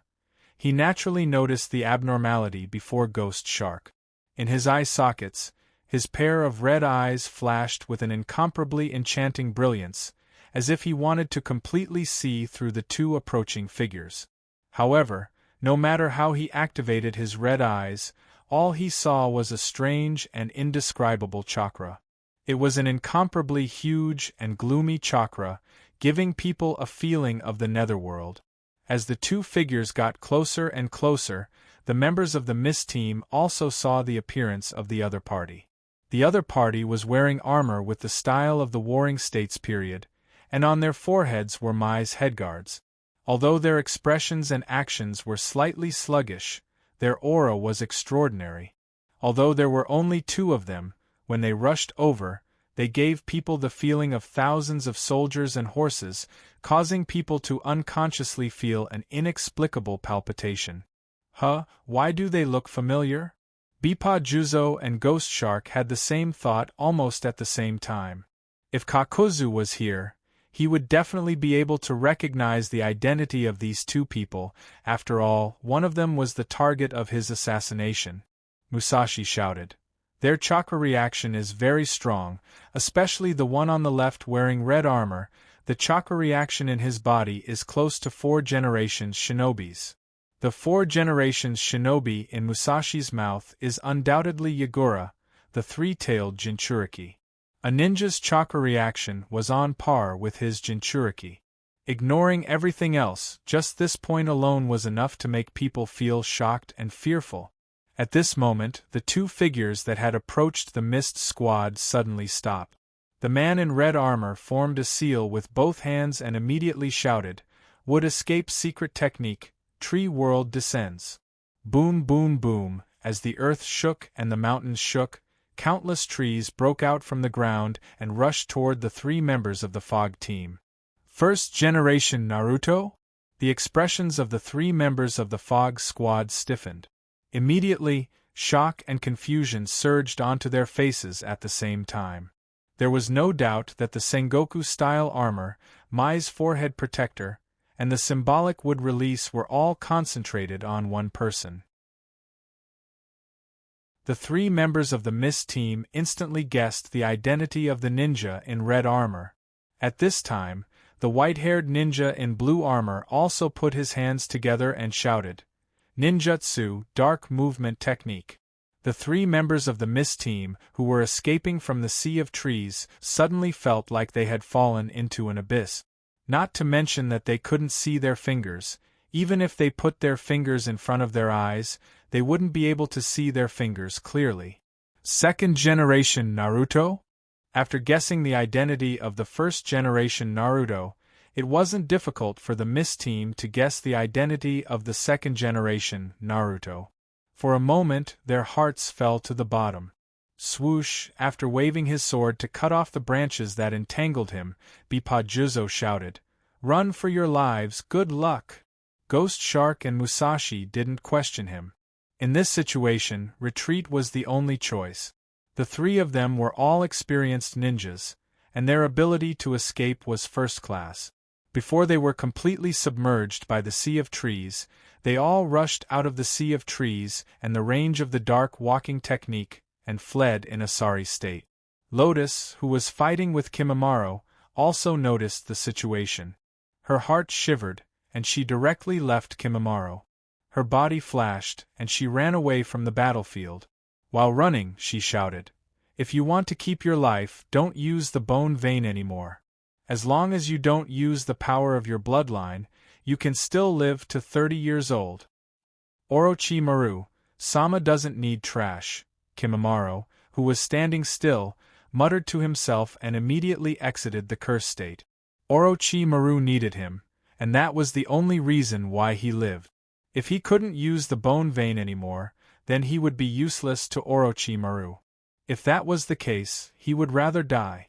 On the high cliff, Orochimaru didn't have the courage to fight. As soon as the Mist Squad recognized the first Naruto and the second Naruto, and they immediately ran away. They didn't even have the courage to fight. Do sneered. "Orochimaru, Sama, the Akatsuki organization underestimated you too much." Orochimaru shook his head. "Those guys aren't simple. I might not be able to deal with them with just this technique." Although the first Naruto and the second Naruto under the Impure Earth Tensei state fought with the Mist Squad for a short time, Orochimaru still saw some clues. Although the three members of the Mist Squad were in a panic, they didn't have to pay a big price to escape from the first generation's descent of the world of trees and the second generation's dark walking technique. This undoubtedly meant that the first and second generation under the Impure Earth Tensei state, whether it was the power of the technique or the control of the technique, they were very weak and stiff. If the first and second generation were still alive, the three members of the Mist Squad wouldn't have been able to escape. Hearing the regret in Orochimaru's words, Do smiled and said, "Your improvement on the Impure Earth Tensei is very effective." Orochimaru smiled proudly. The Impure Earth Tensei he used at this time was not the Impure Earth Tensei created by the second Naruto. He made a bold and decisive improvement on the foundation of the Impure Earth Tensei created by the second Naruto. Because of this, he dared to communicate with the second generation, the creator of the forbidden technique, Impure Earth Tensei. However, because the strength of the first and second generation was too strong, a little carelessness could cause them to escape from his control. Therefore, he had to put multiple restrictions on their impure earth form. This also caused the first and second generation to be a little stiff under the Impure Earth Tensei state. They didn't have the slightest spirituality of a living person, and their strength was also very different from when they were alive. Seeing that the Mist Squad had already escaped, Do said, "It seems that this time we can't test the limit of this technique." At this time, Orochimaru cancelled the Impure Earth Tensei and said, "It doesn't matter, there will be a chance soon." Do looked at Orochimaru. You want to? Orochimaru stuck out his tongue and licked his lips. Yes, this time I will personally go to Mai to discuss the matter of the alliance. As soon as the Sound Village was established, it sent a request to Mai to form an alliance. Do asked again, do you need to inform the Danzo? Danzo. With a disdainful snort, Orochimaru said, his roots have been disbanded by the old man. He is no longer qualified to cooperate with me.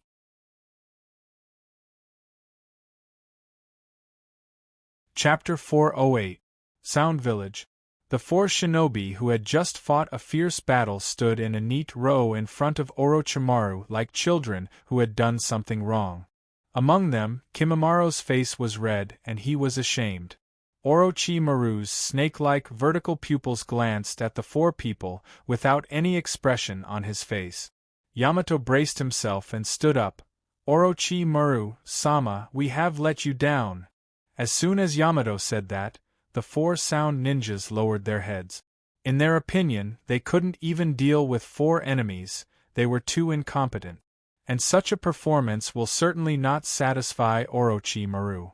Standing next to Orochimaru, Dooku habitually pushed the frame of the glasses on the bridge of his nose and showed a smile on the corner of his mouth. As a senior spy who has traveled between major countries, Do's vision and knowledge is unquestionable. Therefore, he is very clear that the four members of the Mist Squad are all elite Jonin level. If they join hands, they can easily kill some Kage-level powerhouses. They are a very difficult group of enemies to deal with. The fact that the inexperienced and young Sound Ninja were able to fight against the Mist team to such a degree was already out of his expectations. After a moment, Orochimaru waved his hand. Go and prepare, in a few days we will go to Mai. Yes. The four Sound Ninjas responded in unison and then retreated. Kimimaro was originally going to tell Orochimaru about what Lotus told him, but because of his poor performance this time, he was ashamed and didn't want to disturb Orochimaru because of this trivial matter. After the four Sound Ninjas retreated, Do said with some worry, Orochimaru-sama, do you really want to go to Mai personally? About the alliance, you can arrange anyone to go. The spies that Orochimaru placed in Mai, except for Hyojin, were basically taken over by Do, so he is very clear that the current Mai is ready to face the revenge of the Akatsuki organization. Therefore, once Orochimaru's identity is exposed in Mai, the situation will be very dangerous. Orochimaru grinned and said, of course, I haven't seen the old man for a long time. Near a stream in the land of Tion, Lotus was drinking the stream water while cursing loudly. Damn Akatsuki organization, damn Orochimaru! Bippa Juzo, who was sitting on the ground and resting, didn't say a word. Musashi asked. The intelligence didn't say that we will meet the first and second Naruto. Juzo, tell me honestly, is this a trap deliberately set by the Akatsuki organization for us? Once there is an accident in the mission, they will subconsciously think of being framed and betrayed. This has almost become a common problem of all Mist ninjas. Musashi is naturally no exception. Musashi's question immediately attracted the attention of Lotus and Ghost Mermaid, because the scene just now was too much like a trap. Bippa Juzo was speechless. A group of idiots, how could those two really be the first and second Naruto? They have been dead for decades. Musashi and Lotus were suddenly speechless. They calmed down and thought about it. The two just now really can't be the first and second Naruto. Ghost Mermaid frowned and said, have any of you been to the Valley of the End? Bippa Juzo said, I know what you want to say. The one in red armor just now does look very similar to the statue of the first Naruto in the Valley of the End, but he is definitely not the real first Naruto. Lotus suddenly said angrily, why are you so sure? Bippa Juzo curled his lips. Because we are all still alive. My village, Hyojin's house.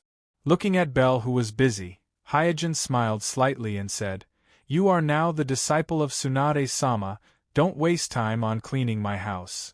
Bell said with a straight face, but you are not willing to clean it yourself. Hyojin shrugged. It doesn't matter if it is a little messy. Lazy. Hyojin smiled.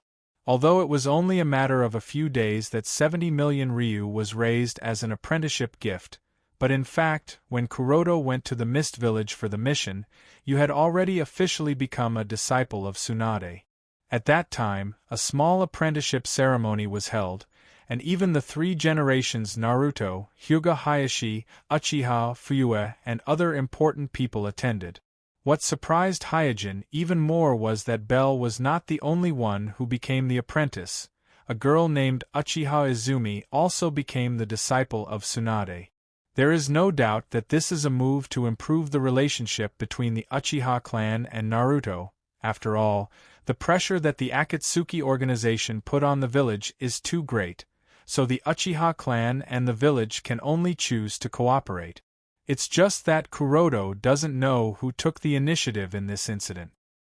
He also can't judge what means the Uchiha clan used to persuade Tsunade, but there are only 2 ways. One is to put pressure on Tsunade through the village, the other is to give a gift that Tsunade can't refuse like him. In contrast, Suijin is more hopeful that the Uchiha clan didn't give a gift of apprenticeship. If that's the case, then with the Uchiha clan as a foil, Tsunade will definitely favor you who gave a large gift of apprenticeship. For Hyojin, money is not a problem, the key is to learn real skills. If Belle can learn Tsunade's Ein Seal and monstrous strength, then the 70 million yen will not be wasted. Pulling Belle to sit down, Hyojin said seriously, I'm serious, you don't have to do these chores in the future, I will arrange someone else to do it. Belle pouted and said, apart from me, who else will help you clean? Hyojin said with a smile, look down on me?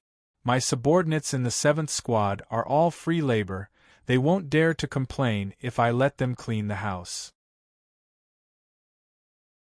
Belle sighed, even if you don't say it, I'm afraid it will be difficult for me to come here often in the future. Tsunade-sama is very strict, and the techniques she teaches me are very esoteric, it's very difficult for me to learn. Medical ninjutsu is very difficult to practice, plus the medical ninjutsu that Tsunade taught Belle is the latest and most cutting-edge technology, not to mention directly using it. Just understanding the principle is already a bit difficult for Belle. Hyojin comforted her, it's always like this at the beginning. Although Belle's talent is limited, Byakugan has an unparalleled advantage in medical ninjutsu. Hyojin believes that as long as Belle is willing to work hard, she will be able to learn some real skills from Tsunade. I hope so. After a pause, Belle said, Kuroto, if I can't satisfy Tsunade-sama, will she drive me away? Hyojin said decisively, no. Belle looked curious, why? Hyojin cursed in his heart, she can't afford the 70 million yen gift.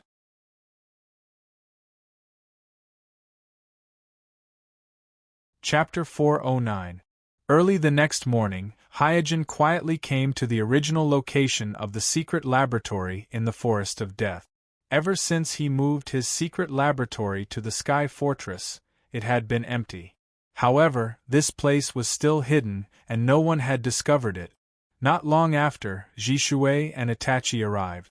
Hyojin, who was leaning against a big tree with his arms crossed in front of his chest, saw the two arrived, and went forward to greet them. Morning. Jishui asked, Senpai, why did you ask us to come here? We can't do the transplant in your house, can we? With a smile, Hyojin continued, this is the operating room that I specially arranged for you. Here? Jishui looked around, and her face was full of confusion. Itachi raised his eyebrows slightly, and he began to think. He still remembered that when he was in the ninja school, he once received a mission to hunt a ferocious wild boar nearby, and at that time they happened to meet Hyojin. At that time, he did not think about it in detail. After all, it was not strange for my ninjas to appear in the Forest of Death. Many my ninjas would train in the Forest of Death. Now that he heard what Hyojin said, the smart and alert person immediately realized that it was not a coincidence that Hyojin appeared in the Forest of Death. There might be a secret base that was unknown to people here. Hyojin did not explain much, and directly ordered Itachi, "This operation may take a whole day. During this time, you stay nearby, and don't let anyone interfere with the operation." Itachi immediately replied, "I understand." Hyojin turned around and said to Jishui, "Follow me." As he spoke, Hyojin led Jishui to the tree hole, activated the secret mechanism in the tree hole, and then went all the way to the original location of the secret laboratory in the underground. Following behind Hyojin, Jishui looked around and couldn't help but sigh. "I didn't expect you to have an operating room here, senpai." Although Jishui's eyesight has deteriorated severely, he still has a pair of Manjikyu Sharingan, and his insight is still very strong. But even so, he didn't notice it at all when he was on the ground. If Hyojin hadn't personally brought him in, even if he came outside the tree hole, he wouldn't have been able to find the hidden mechanism in the tree hole. After a while, Hyojin led Jishui to the operating room. This operating room has been rearranged by Kuroto, and there are many built-in instruments. The amount of money spent on this operating room in the past 2 days alone is more than 5 million ryo. Looking at the various instruments in the operating room, Jishui was also stunned and asked, "Senpai, why do you need so many instruments?" Hyojin explained, "The instruments in front of you are actually all monitoring your physical signs. The one on the left is monitoring your heartbeat and blood pressure, the one on the right is monitoring your cell activity, and some instruments are monitoring your body temperature, breathing, and other values. In short, they are all instruments to assist in the surgery." Jishui nodded, looking a little nervous. Hyojin knew very well that anyone in Jishui's situation would inevitably be a little nervous, so he smiled and said, "Well, let me introduce the procedure of the surgery to you first." Jishui nodded slightly, but his eyes were still fixed on the instruments around him, and he seemed to be a little distracted. Hyojin said, "First of all, I will remove the Manjikyu Sharingan in your eye socket and replace it with the eternal Manjikyu Sharingan." Jishui, who was a little distracted, nodded subconsciously at first, but soon realized that something was wrong, and he said in surprise, "What? You want to replace me with the eternal Manjikyu Sharingan?"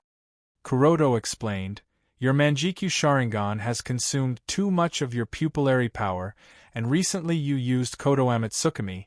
I am worried that with your current pupillary power, you won't be able to suppress the cells of Hashirama. To be on the safe side, I decided to replace you with the eternal Manjikyu Sharingan first, so that your probability of surviving the surgery will increase by about 15%. Jishui asked, "But will Yen agree? After all, the eternal Manjikyu Sharingan is already in her."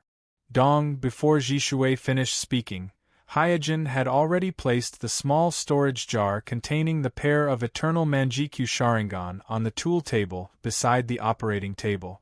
Looking at the pair of eyeballs in the small storage jar, Jishui opened his mouth, but he didn't know what to say. Hyojin patted Jishui on the shoulder and said, "Don't worry, as a partner of the same organization, Yen doesn't mind you using her eyes, she took it off voluntarily." Jishui said sincerely, "If I don't survive, please thank her for me, senpai. If you want to thank her, you should say it to her yourself." After a pause, Hyojin continued to introduce the steps of the surgery.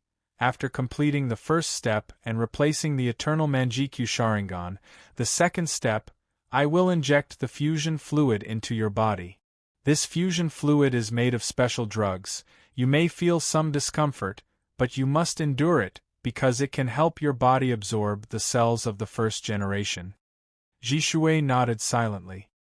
He knew that since Hyojin emphasized the discomfort brought by the injection of the fusion fluid to him, as a ninja, it meant that the discomfort must be very painful, so painful that he had to be mentally prepared in advance as a ninja. Hyojin continued to introduce. The third step is the transplant of the first-generation cells, because you need to mobilize your pupillary power to resist the absorption of the first-generation cells on your body, so I will not inject any anesthetic into you, so as not to affect your control of the pupillary power, but in this way you may suffer some pain. Okay. Jishui was quite confident in his ability to endure pain. In order to make Jishui pay more attention to this part, Hyojin said in a deep voice, "The domineering nature of the first-generation cells is far beyond ordinary people's imagination. I have obtained the experimental records of a small number of villages that have carried out the first-generation cell transplant before from a special channel. Among them, many volunteers who had experienced the war and had strong willpower lost control of their bodies in an instant, drooling and urinating like dementia, and then they were completely swallowed by the first-generation cells, turning into a half-human, half-tree monster." Jishui heard this and looked at Hyojin blankly. "Ugh, is this the reason why you didn't let me eat breakfast?" Hyojin said, "Don't be careless, this is a battle of life and death." After understanding Hyojin's intention, Jishui immediately restrained all the fear and anxiety in his heart, as if he was rushing to the battlefield. His expression returned to calmness and calmness. Looking at Jishui lying quietly on the operating table, Hyojin took a deep breath.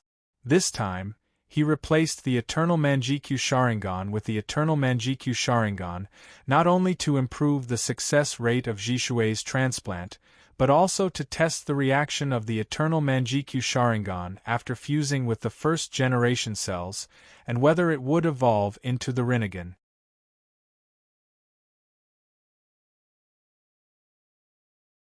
Chapter 410. Apart from the Sage of the Six Paths, in the original time and space, there are only 1.5 pairs of Rinnegan in the shinobi world. And this pair and a half of Rinnegan, Sasuke's Rinnegan, evolved after the Sage of the Six Paths instilled him with the Yin power. It belongs to the gift of the Sage of the Six Paths. It has no reference value and is extremely difficult to replicate. Therefore, only Madara Uchiha's method of evolving Rinnegan is really worthy of Hyojin's research. Madara Uchiha's Rinnegan is the product of his successful transplantation of the first-generation cells after he had the Eternal Manjikyu Sharingan, completing the perfect combination of his own Yin release and Yang release. In other words, according to the example of Madara Uchiha, the Eternal Manjikyu Sharingan representing Yin release and the first-generation cells representing Yang release are the prerequisites for the evolution of Rinnegan. But considering that Uchiha is also the reincarnation of Indra, and the first-generation Naruto is the reincarnation of Hashirama Azura, they have the chakra of Indra and Otsutsuki Azura, which is so strong that it can be reincarnated for thousands of years. So whether the evolution of a pair of Rinnegan requires Indra and Otsutsuki Azura's chakra becomes a crucial question for Hyojin to figure out. Hyojin's current attempt is to figure out this problem. He wants to understand the conditions for the evolution of Rinnegan through Jishui's transplant surgery, whether the Eternal Manjikyu Sharingan perfectly fuses with the first-generation cells, or the chakra of Indra perfectly fuses with Otsutsuki Azura's chakra. This is the main reason why he made such a big scene and filled the operating room with all kinds of observation instruments. If the former was the prerequisite, then Hyojin was confident that he could cultivate a pair of reincarnation eyes. If the condition is the latter, then it involves the chakra of Indra and Azura of Otsutsuki, who have been reincarnated for thousands of years. Then Suijin has to be very careful. After all, the father of these two specters, the Sage of the Six Paths, is still silently watching the entire shinobi world, and it is hard to say whether he will allow anyone to have any ideas about the chakra of his two sons, and whether he will allow the third pair of Rinnegan to appear. Of course, there was another possibility, and that was that these two groups were both necessary conditions to evolve the Eye of Samsara, and neither was dispensable. After collecting his thoughts, Hyojin changed into a surgical gown and sterilized all the surgical instruments. Then, he calmly performed the eye transplant surgery on Jishui. After implanting the eternal Manjikyu Sharingan into Jishui's eye socket, Hyojin asked, "How do you feel?" Jishui took a moment to adapt to the new eye socket, and immediately felt a little puzzled. "I don't know why, but this pair of eyes gives me a very familiar feeling. It's completely different from the first time I transplanted them." Hyojin smiled. "That's good.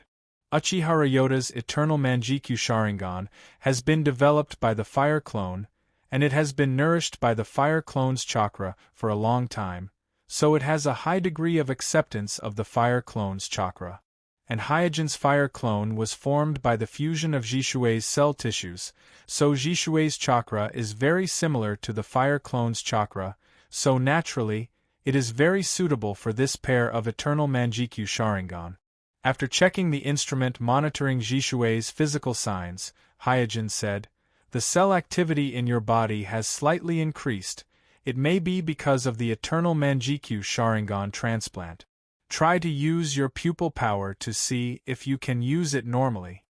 Jishui closed her eyes, and then suddenly opened them. The original black pupils in her eye sockets have turned into triangular and diamond-shaped eternal Manjikyu Sharingan. Hyojin nodded. "The first step of the surgery has been successfully completed, and the next step is the injection of fusion solution. The nature of fusion solution is very unstable, and it can only last for an hour after the preparation. It can't be stored for a long time, so after completing the eye exchange, Hyojin began to prepare the fusion solution on the spot. Because all the materials and instruments are ready, coupled with Hyojin's Tenseigan, it didn't take much time to prepare the fusion solution. In less than 30 minutes, a bottle of fusion solution with high activity was successfully prepared by Hyojin. Coming to the operating table, Hyojin said, "Be careful, I'm going to inject the fusion solution." Jishui gently nodded, his expression was calm. Hyojin poured the fusion solution into the infusion instrument, and soon, the light green fusion solution entered Jishui's body along the infusion tube. In an instant, the meridians all over Jishui's body bulged, as if something fermented in his body, and a layer of sweat appeared on his forehead. There is no doubt that Jishui is suffering severe pain at the moment, but he didn't say anything. At this time, Hyojin took the first-generation cell tissue that was ready to be implanted into Jishui's body from the tool table and said, "The effect of the fusion solution is time-limited. I must implant the first-generation cells for you immediately. Are you ready?" Jishui gritted his teeth and nodded. "Don't forget to use the power of the eyes. Willpower alone can't resist the erosion of the first-generation cells," Hyojin finally warned, and then officially began the first-generation cell transplantation surgery. In Hyojin's view, whether it is Madara Uchiha, Obsidian, or Danzo, their transplantation is not perfect, because they all have obvious traces of transplantation, such as the first-generation face on Madara Uchiha's chest, the upper body of Obsidian, and Danzo's arm that does not belong to him at all. The real perfect transplantation should be at the genetic level, followed by the cell level, and finally the limb level. The transplantation of Uchiha and Obsidian is between the cell level and the limb level, which is an imperfect cell-level transplantation, and the transplantation of Danzo is obviously at the limb level. Hyojin's current transplant surgery on Jishui is the pursuit of a perfect cell-level transplant. In short, after the completion of the surgery, Jishui's physical characteristics will not change, and all the changes in the body will be included at the cell level. In the entire ninja world, only Hyojin, Orochimaru, and Hirako can reach this level of technology. After the first-generation cells were implanted, even a ninja like Jishui couldn't help but cry out in pain. "Hold on."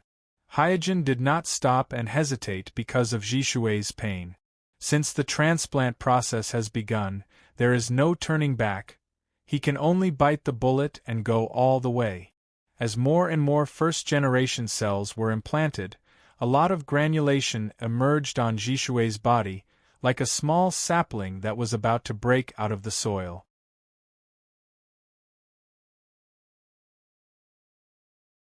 Chapter 4:11.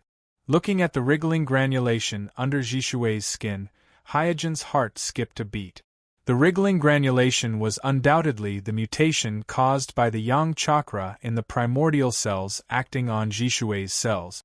At the same time, Hyojin understood that once these granulation broke through the skin, Jishue's body would immediately be devoured by the primordial cells and become nutrients for the crazily growing trees. What are you doing? Use your ocular power to suppress it. Hyojin shouted while injecting another bottle of fusion fluid into Jishue's body. This fusion fluid had a great burden on the body. 2 bottles was basically the limit of a normal person. This was also the reason why Hyojin only injected 1 bottle before the transplant. However, he obviously couldn't care so much at the moment. If Jishue couldn't suppress the primordial cells, he would die in the devouring of the primordial cells before the fusion fluid could devour him. Woo woo woo. At this time, on the operating table, Jishue's mouth was making a series of unknown sounds. At this moment, he seemed to be a little unconscious. The corner of his mouth was overflowing with saliva, and his eyes were a little slack. Although his eyes were still in the eternal Manjikyu Sharingan state, his body was gradually twitching more and more. How could this be? Hyojin's expression changed drastically. The current state of Jishue was completely a sign that he was about to lose control. He turned his head and glanced at the instruments around the operating table.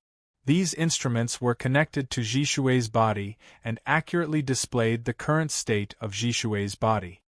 Blood pressure, heartbeat, cell activity are all abnormal. Heart rate increased by 170%.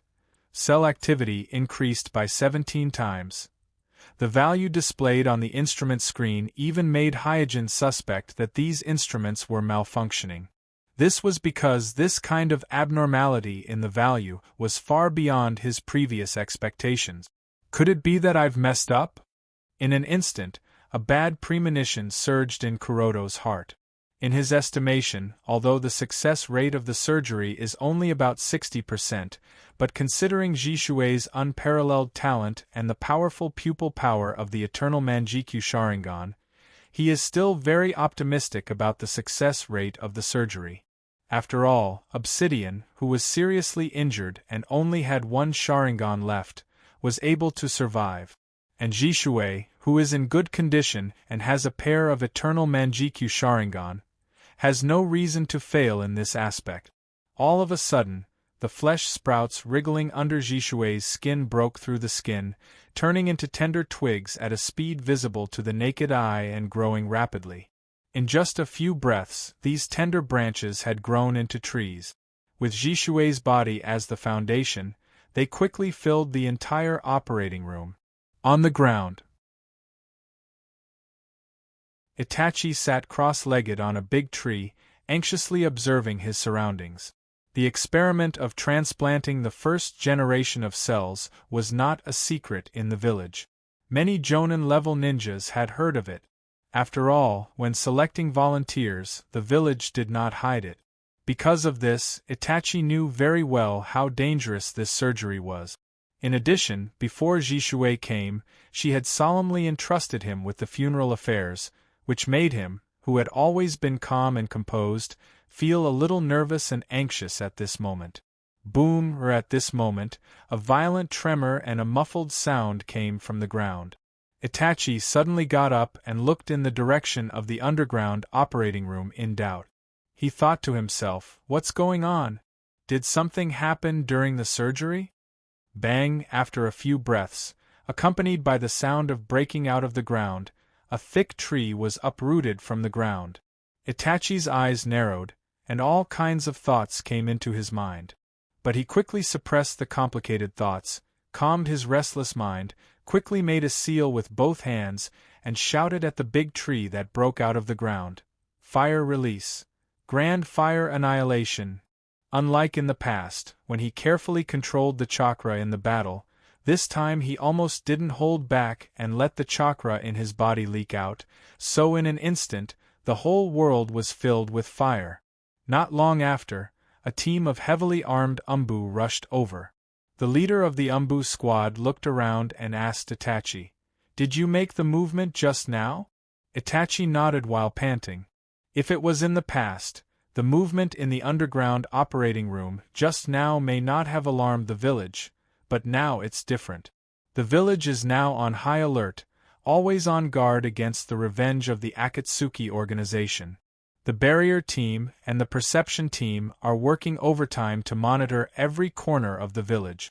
So just now, Itachi judged in an instant that the movement in the underground operating room will definitely alarm the village, so he decisively used fire release ninjutsu, not only to burn the trees that broke out of the ground, but also to create the illusion that he was practicing ninjutsu here to cover the underground operating room.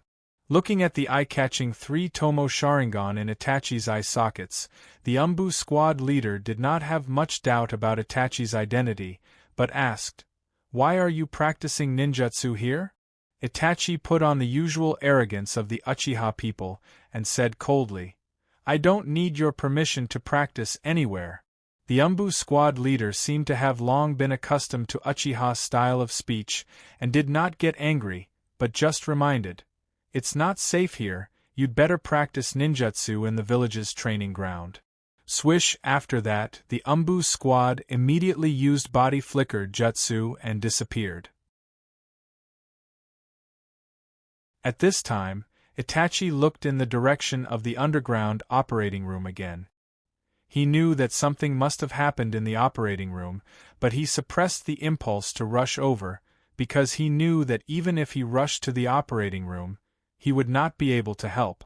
Instead of causing trouble there, it's better to stay above and prevent others from disturbing the operation. Kuroto-senpai will not fail. After saying that, Itachi jumped to the treetop again and observed the surroundings. In the underground operating room, Hyojin, who has entered the Tenseigan chakra mode, while infusing Jishui with Tenseigan chakra on the operating table, he scolded in his heart, "Damn, that idiot Obsidian can survive the transplantation of the first-generation cells, Madara must have used some other means." Jishui's loss of control made Hyojin immediately realize that he still underestimated the danger of the first-generation cells. The root cause of his underestimation of the danger of the first-generation cells was Obsidian, because when Obsidian was transplanted with the first-generation cells, his own conditions were extremely poor, so Hyojin had the perception that Obsidian could survive, and Jishui did not care about failure. However, Hyojin ignored the fact that there was a ghetto golem beside Madara at that time. If the factor of ghetto golem is also taken into account, Obsidian can survive the transplantation of the first-generation cells. I am afraid that it is not only because of his luck and physique, there may be other unknown factors in it.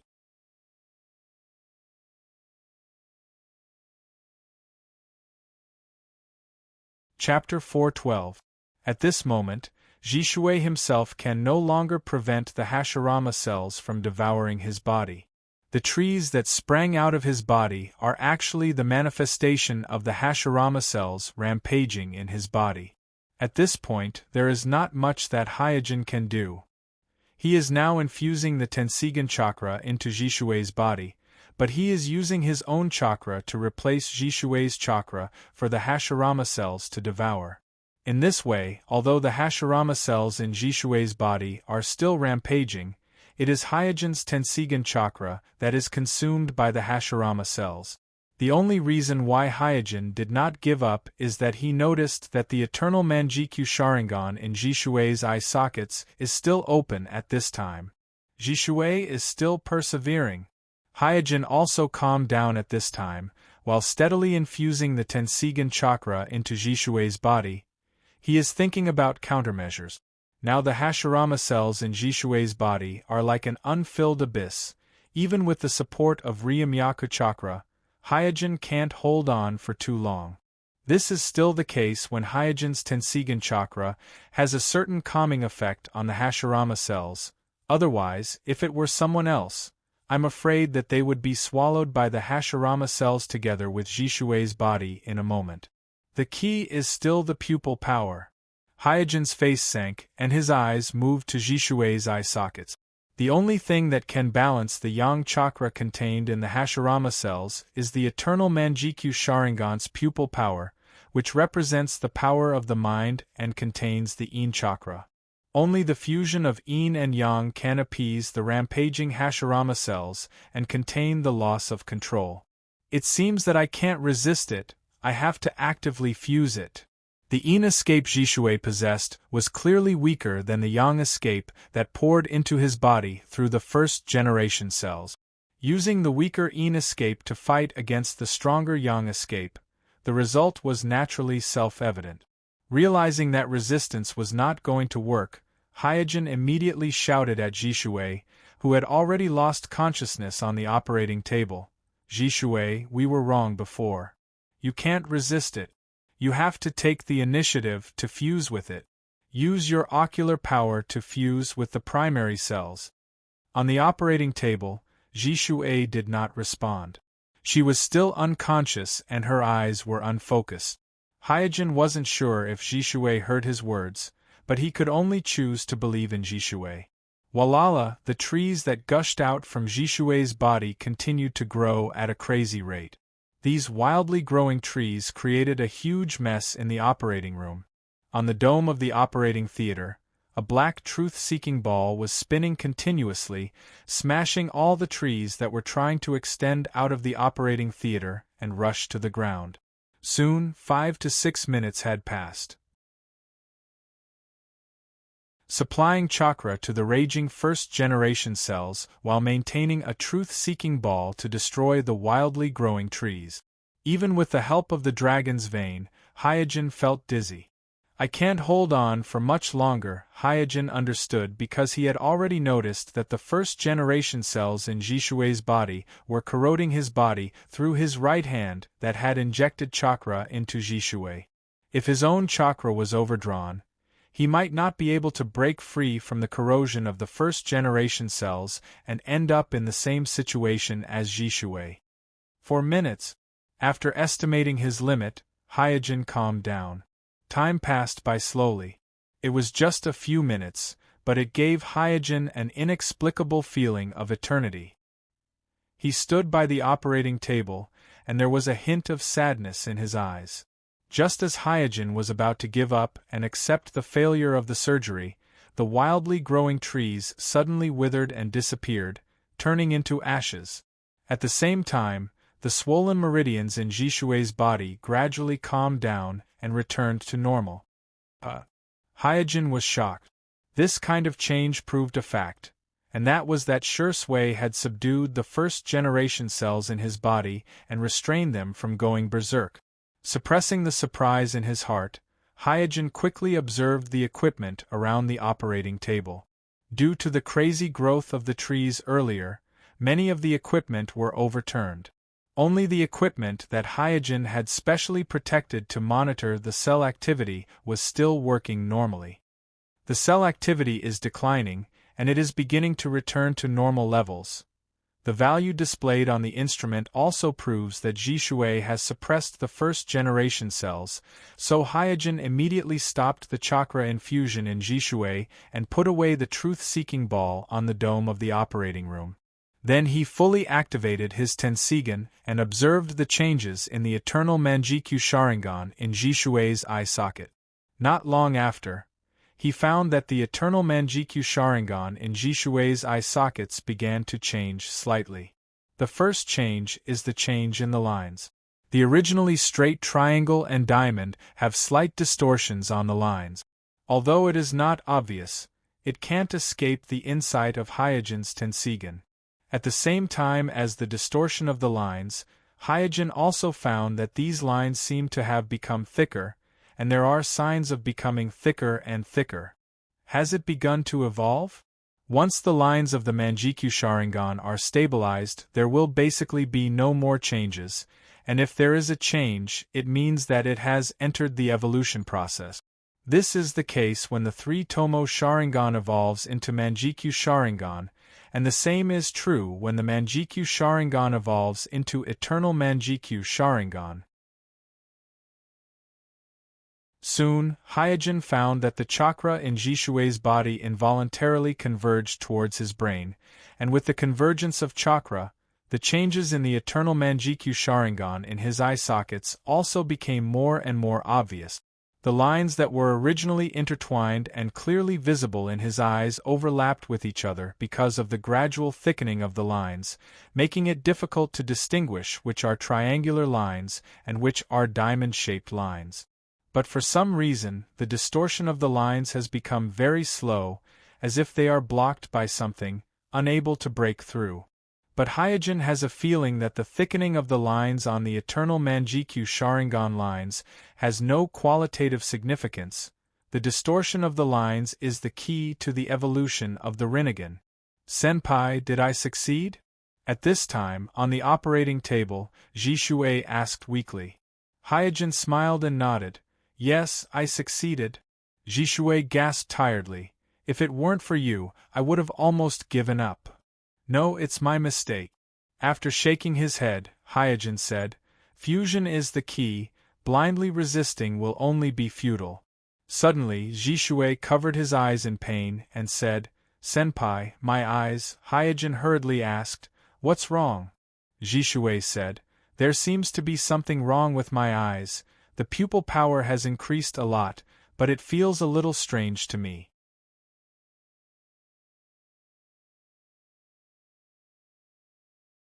Chapter 413. Strange. Looking at the pair of Eternal Manjikyu Sharingan in Jishui's eye sockets that had stopped evolving, Hyojin thought for a while, then said slowly, You should take a good rest first. At present, your physical state is still unstable, and there is a possibility of accidents at any time.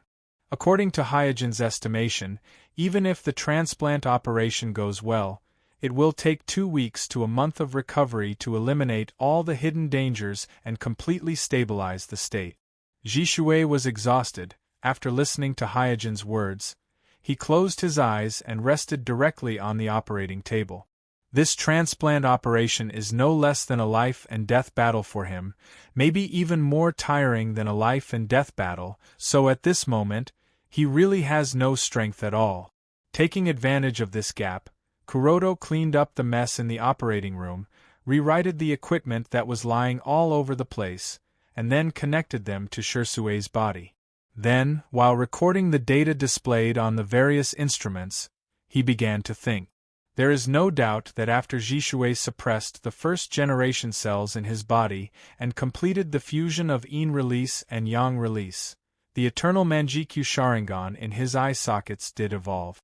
But this state of evolution did not last long, and the power of evolution did not seem to be enough. Hyojin secretly analyzed that there may be 3 reasons for the failure of the evolution. First, the lack of Otsutsuki Indra's chakra. The first-generation cells will inevitably leave Otsutsuki Azura's chakra, so the necessary condition for the evolution of the Rinnegan, if the chakra of Otsutsuki Azura and Otsutsuki Indra is really needed, then this evolution failed. I am afraid that part of Otsutsuki Indra's chakra is missing. Second, Jishui is not the original owner of this pair of Eternal Manjikyu Sharingan. The original owner of this pair of Eternal Manjikyu Sharingan is Uchiha Ryota. Perhaps Uchiha Ryota's body must be used as a hotbed to evolve this pair of Eternal Manjikyu Sharingan into Rinnegan. After all, Madara's Rinnegan evolved from his own Manjikyu Sharingan. Thirdly, there was a lack of sufficient chakra. This is not Hyojin's unfounded speculation. You know, Uchiha Madara's war with the first generation was when they were middle-aged. After the war, Madara used the forbidden technique Izanagi to deceive the first generation and the second generation. Then he successfully transplanted the cells of the first generation by biting a piece of the first generation's flesh in his mouth. However, Madara only opened the Rinnegan when he was old and dying, so he had no choice but to entrust his Rinnegan to Nagato, who has the bloodline of the Uzumaki clan. He hoped that Nagato could use the reincarnation natural technique to resurrect him and enter the shinobi world with the strongest posture. From this point, it can be seen that Madara did not evolve the Rinnegan immediately after the transplantation of the first-generation cells, but it evolved when he was dying. The interval in between was as long as decades, and Hyojin secretly speculated why Madara evolved the Rinnegan so long after the transplantation of the first-generation cells. First, because one of Madara's eternal Manjikyu Sharingan has used the forbidden technique Izanagi, it has completely lost the pupil power. So although Madara has Indra's chakra and Manjikyu Sharingan, he only has the pupil power of one eye, and the strength of Yin release is not enough. Second, it may be that a huge amount of chakra is needed to evolve the Rinnegan. Madara is still dormant in the darkness after the death of the first generation, perhaps he is constantly accumulating chakra.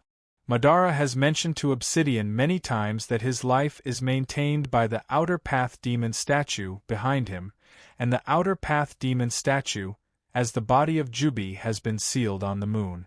Even if Madara stole the Outer Path Demon statue from the moon, what he stole should only be an empty shell, and it is impossible to continuously supply him with chakra to maintain his life. So there is only one explanation, that is, after Madara stole the Outer Path Demon statue from the moon, he has been transmitting chakra to the Outer Path Demon statue for decades. By storing chakra in the Outer Path Demon statue, he accumulated the chakra needed to evolve the Rinnegan. It was not until he was dying in his old age that he collected enough chakra to evolve the Rinnegan successfully. Otherwise, it is impossible to explain why Madara, who was already old and weak, could evolve the Rinnegan when his physical strength, pupil power, and chakra were all declining.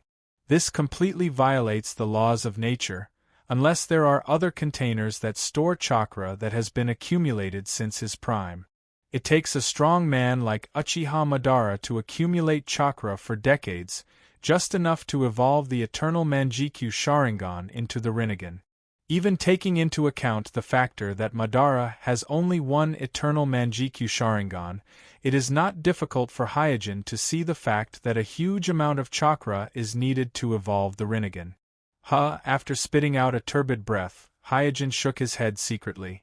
It's really not so simple to evolve the Rinnegan. Through Jishui's transplant surgery, he has been sure that if it is only the eternal Manjikyu Sharingan and the first-generation cells, it will not be able to evolve the Rinnegan. As for which essential elements he lacked, he had a rough idea. It was just that it would be too difficult to gather them all, and the Eye of Samsara wasn't his primary goal. Therefore, he wouldn't delay his bloodline entanglement plan for such a dispensable thing. A few hours later, Hyojin and Jishui slowly walked out of the underground operating room. Itachi on the tree hurriedly greeted them. Seeing that Jishui was all right, he said happily, "I knew the operation would be successful."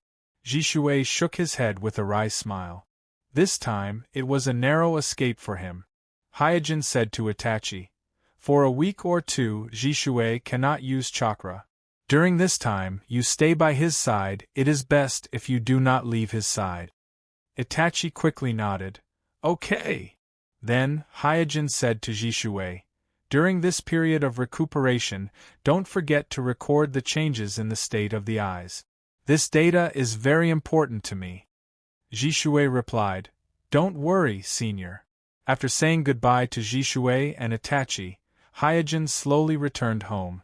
Today has been a very tiring day, but fortunately there was no danger. Jishui survived the operation safely. Compared to this result, a little tiredness is not worth mentioning. After eating some food casually, Hyojin lay on the bed and thought about the next clone.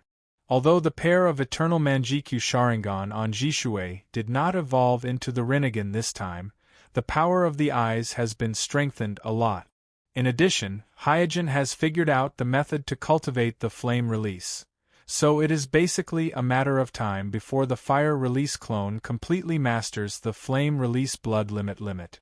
As a result, the most important thing in front of Hyojin is what attribute the next clone should choose and whose cell tissue should be used as a sample.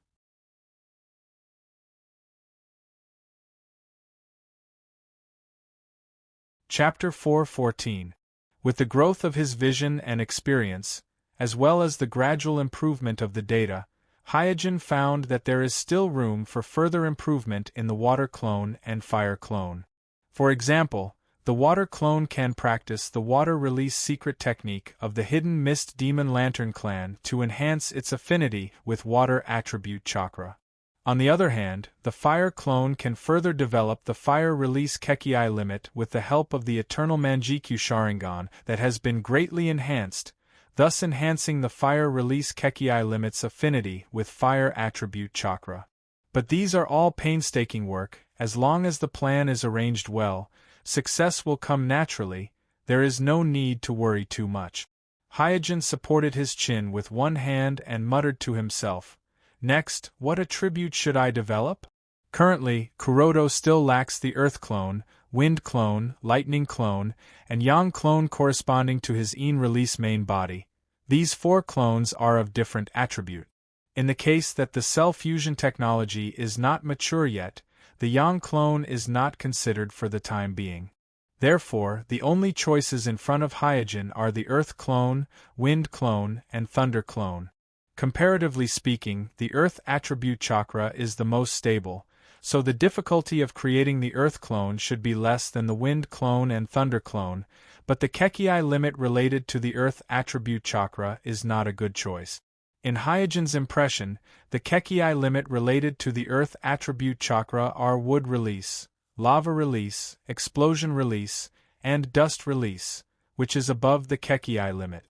In fact, wood release can also be regarded as a kind of Kekii limit, which requires a special physique to practice. Although lava release and explosion release are powerful, they are too simple in terms of functionality. They have their strengths, but their shortcomings are also obvious. After thinking for a long time, Hyojin still hasn't made up his mind. In fact, among the Kekii limit related to the earth attribute chakra, only the dust release Kekii limit arouses his interest, but if he develops the dust release Kekii limit, he is worried that the strength of the earth clone will surpass the previous water clone and fire clone, which will affect the balance between the clones. What's more, in the current shinobi world, only the 3rd Tsuchikage Inoki has mastered the dust release Kekii Genkai, so it won't be easy to get the cells and the dust release from his hands. One must know that in the 4th Shinobi War, the old and weak Inoki is the dust release Kekii K limit. One can imagine how strong Inoki is right now. As his thoughts failed, as he was, Hyojin is as. A few days later, the village held a grand alliance ceremony. As the Umbu directly under Naruto, Hyojin's 7th team, 7 also participated in the security work of the alliance ceremony. Standing on a big tree, Kurenai looked at the ninjas coming and going on the street and frowned. Is it really good to let so many outsiders enter the village? Standing on the side, Hate coughed twice and slowly replied, "The purpose of this alliance ceremony is to deter the Akatsuki and Amatsukami. Of course, the grander the better, so it is inevitable that there will be more people." Kurenai also agreed. Well, as long as the alliance ceremony is successfully completed, the northwest and southwest sides of the Land of Fire will be allies, and there will be no need to arrange a large number of sentries and patrols on the border. Kurenai curled her lips and said disapprovingly, "Humph, what use can these small shinobi villages be? Especially that Sound Village, it is said that it was established not long ago. I am afraid there are only a few ninjas in the entire village." Hyojin didn't participate in the discussion of his subordinates. He just leaned on the trunk of a big tree and quietly observed the surrounding street. This time, there are a total of 5 shinobi villages participating in the alliance ceremony. In addition to the host Mai, there are also Sand Crypsis Village, Kusanagi Village, Takiganagi Village, and the newly established Sound Village. Hyojin wasn't surprised by this. In the original story, during the Chunin exam of Naruto's batch, there were several shinobi from these shinobi villages, and those who came to Mai to participate in the Chunin exam are all allies of Mai. In other words, even if there is no threat from Akatsuki and Amatsukami, 3 generations Naruto will still win over these small shinobi villages around the Land of Fire. After all, the lesson of being besieged during the Third Shinobi War is too profound. If it weren't for the appearance of a character like Naruto of 4 generations who turned the tide for Mai, it is difficult to predict what would have happened to Mai. Suddenly, Hyojin's eyes narrowed, because a group of familiar figures slowly entered his field of vision. The person in the lead was a young sound ninja who looked to be in his 20s. He had a ponytail and a faint smile on his face. His facial features were clearly delicate, but he always gave people a faintly discernible sense of evil charm. Orochimaru came in person? How dare you? Such a disguise may be able to fool others, but it can't fool Hyojin. Hyojin recognized the leader of the Sound Ninja Village at a glance. It is Mai's traitorous shinobi Orochimaru. Immediately, Hyojin's eyes swept behind Orochimaru and said in his heart, Yamato Haku Yugo Kimimaro. The 4 sound ninjas behind Orochimaru were all recognized by Hyojin one by one, which made him feel very surprised. He didn't expect Orochimaru to be so bold as to bring Yamato to the village. But after thinking about it, Kuroto felt relieved, because the Yamato of his childhood and the Yamato of his present age were completely different. When Yamato was a child, he had long hair, and although his eyes were dull, his facial features were delicate. At first glance, he looked like a girl. The more he grew up, the more conspicuous his dead fish eyes became, and his hair was cut short. Compared to when he was a child, whether it is appearance or temperament, it has changed dramatically. Even if the villagers have the information of Yamato when he was a child, they may not be able to recognize the Yamato in front of them. Then, Hyojin's eyes moved to Kimimaro, who was at the end of the line, and a thought suddenly flashed in his mind. After mastering the 4 generations of Mizukage Goku Yagura, Hyojin read many confidential documents in the Mist Village's archives, especially the Kagaya clan of the Corpse Bone bloodline. The confidential documents mentioned many times that the history of this clan is very long, dating back to the time when the Shinobi sect was founded.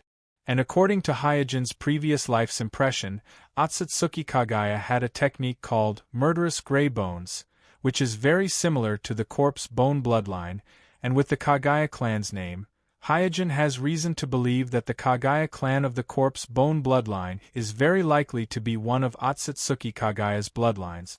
As the eldest son of Otsutsuki Kagaya, sage of the 6 paths, Otsutsuki Yuki's bloodline is very clear. It is the Senju, Uchiha, and Uzumaki clans.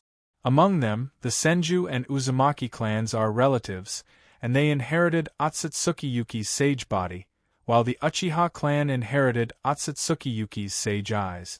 Therefore, if the Kagaya clan is also the bloodline of Otsutsuki Kagaya, then it is very likely to be the same as the Hyuga clan, which originated from Otsutsuki Kagaya's second son, Otsutsuki Himura. More boldly, if the Hyuga clan inherited Otsutsuki Himura's sage eyes, then the Kagaya clan may have inherited Otsutsuki Himura's sage body.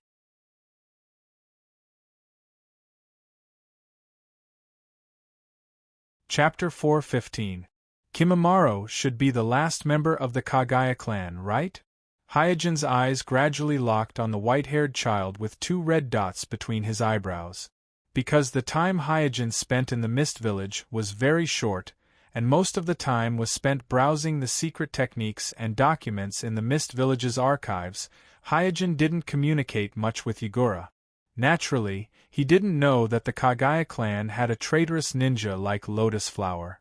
But even if Hyojin knew about the existence of Lotus Flower, Kimimaro would still be the best candidate for him to collect the living cells of the Kagaya clan. In the original story, Kimimaro didn't have many battle achievements.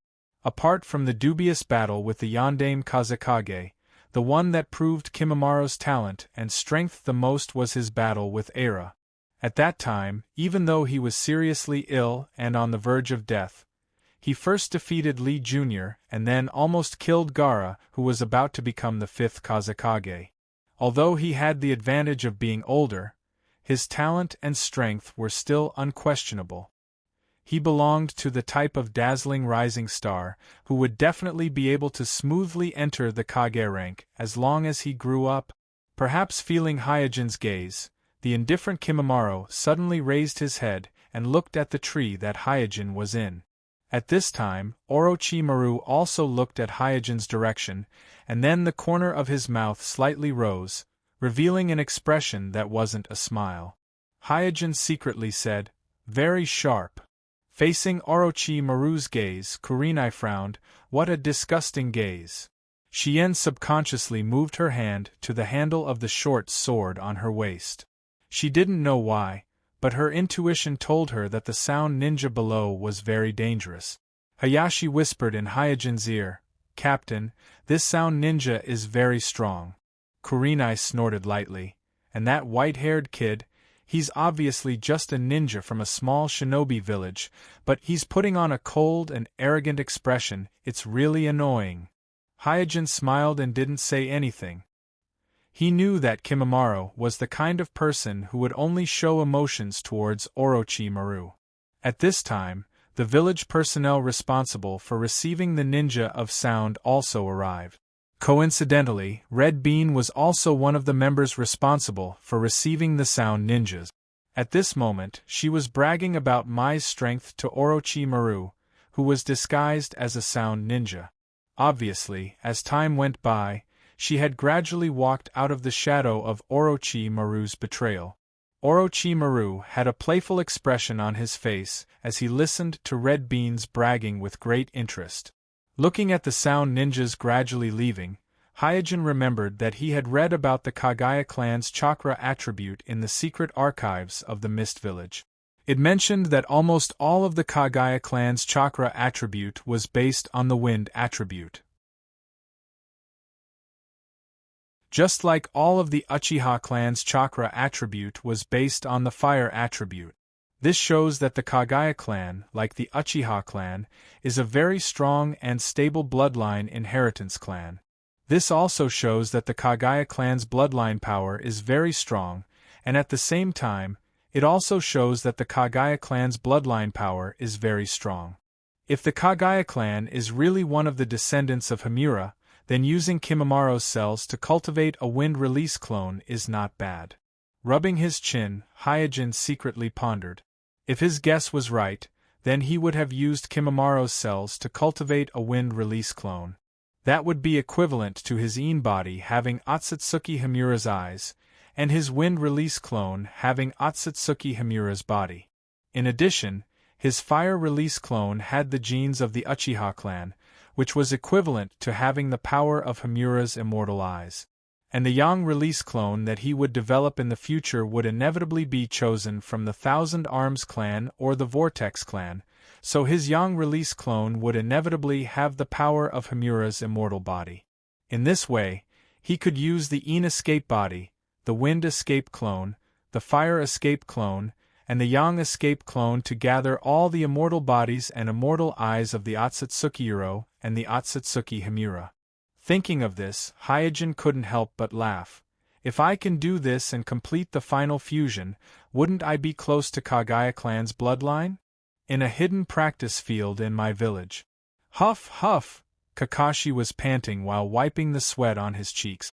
He couldn't remember how long it had been since he was like this, where he cultivated without eating or sleeping.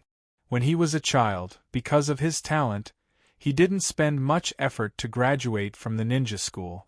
Then, at the age of 11 or 12, he became a jonin and developed the A-level thunder release ninjutsu, Chidori.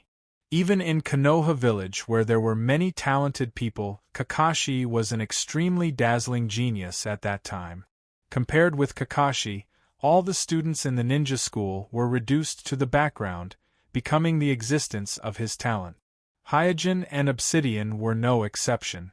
But after experiencing the tragedy of his father Hatake Shwomo, his companions Obsidian and Lin, and his master 4 generations Naruto Minato, he began to gradually sink. But even so, he was still one of the best among his peers, still an elite among the Jonin, still a genius in everyone's eyes. So he didn't have too much of a sense of urgency, and muddling through became his creed. Except for occasionally showing off when he was on a mission, most of the time he was more like an ordinary person. However, all of this was destroyed in the raid on the Hidden Rain village. After seeing the confrontation between the leaders of Akatsuki and Amatsukami, Kakashi realized his insignificance and powerlessness, and a long-lost sense of motivation surged in his heart. This was the reason why he resolutely joined the Special Tactics team. Putting away the ninja tools scattered on the ground, Kakashi slowly walked out of the practice field. Originally, he wanted to go home to rest, but somehow, as he walked, he came to the Soul Comfort Monument. "Why did I come here again?" Kakashi didn't care too much and just muttered softly. When he was on vacation, he would often walk to the Soul Comfort Monument, and he would stay there for the whole day, telling Obsidian and Lin's tombstones all kinds of things he had seen and heard. Slowly walking to Lin's tombstone, Kakashi habitually prepared to clean up the weeds around the tombstone, but when he squatted down, he found a bouquet of flowers in front of Lin's tombstone. The flowers were still very delicate, as if they had just bloomed. Kakashi looked around and asked curiously, "Who was here just now?" In the forest not far away, a figure leaned against a tree trunk, silently watching Kakashi in front of the monument.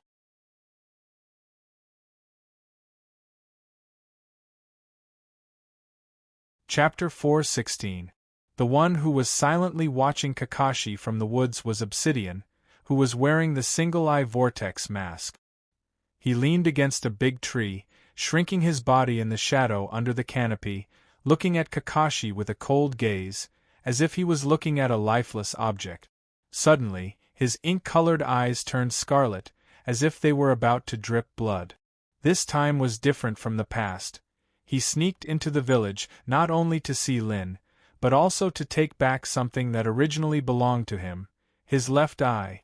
He didn't care what state his left eye was in now, whether it was 2 tomo or 3 tomo, it didn't matter to him.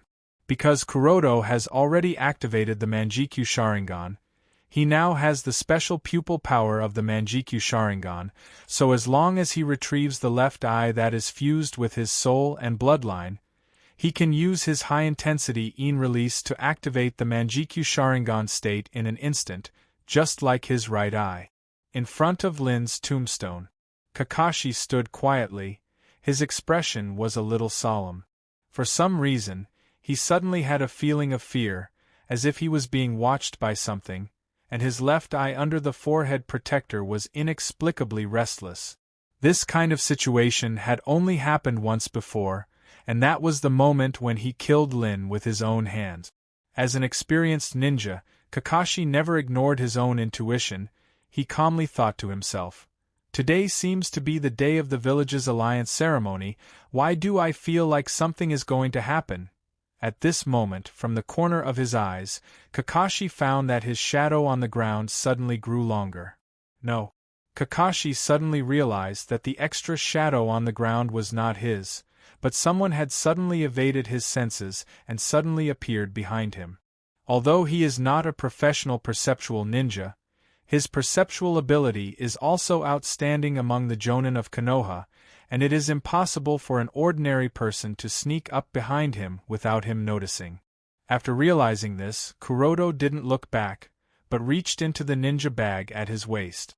And almost at the same time that Kakashi put his hand into the ninja bag, he felt a sudden numbness on his left shoulder, as if time and space had been stripped away, causing him to be horrified. It's him. Kakashi did not panic. Instead, he calmed down. He joined the Special Tactics Squad and practiced Sensei 4 Generations Naruto's peerless techniques. All of these are to deal with the powerful enemy in the Akatsuki organization who has mastered space-time ninjutsu. Therefore, in his mind, he had already simulated the scene of fighting with this powerful enemy of Akatsuki many times, so he didn't panic because of the sudden numbness. Swish! With a short shriek, Kakashi's body disappeared into thin air. The Obsidian, who thought that he had succeeded, froze in place and murmured, "Flying Thunder God technique? I didn't expect him to have learned this move as well." Immediately after, he chuckled softly, and his figure was drawn into the twisting vortex. In the practice field, bang! With a muffled sound, Kakashi's body suddenly appeared and fell in the field. A special technique was engraved on the handle of the kunai that was stabbed into the ground. Suddenly turning over, Kakashi looked around vigilantly while taking out the warning flare from the ninja bag. He knew that he may not be the opponent, so he must send out the signal flare at the first moment to warn the village. In his opinion, the opponent's target can't be him, and the attack on him is likely to be the prelude of the Akatsuki organization's full-scale attack on Mai. Just as Kakashi raised the signal flare high and was about to shoot it out, his wrist was grabbed by someone and his entire hand was pulled off. Whoosh! Boom! The signal flare that should have been shot into the sky suddenly shot to the ground because Kakashi's arm was pulled off.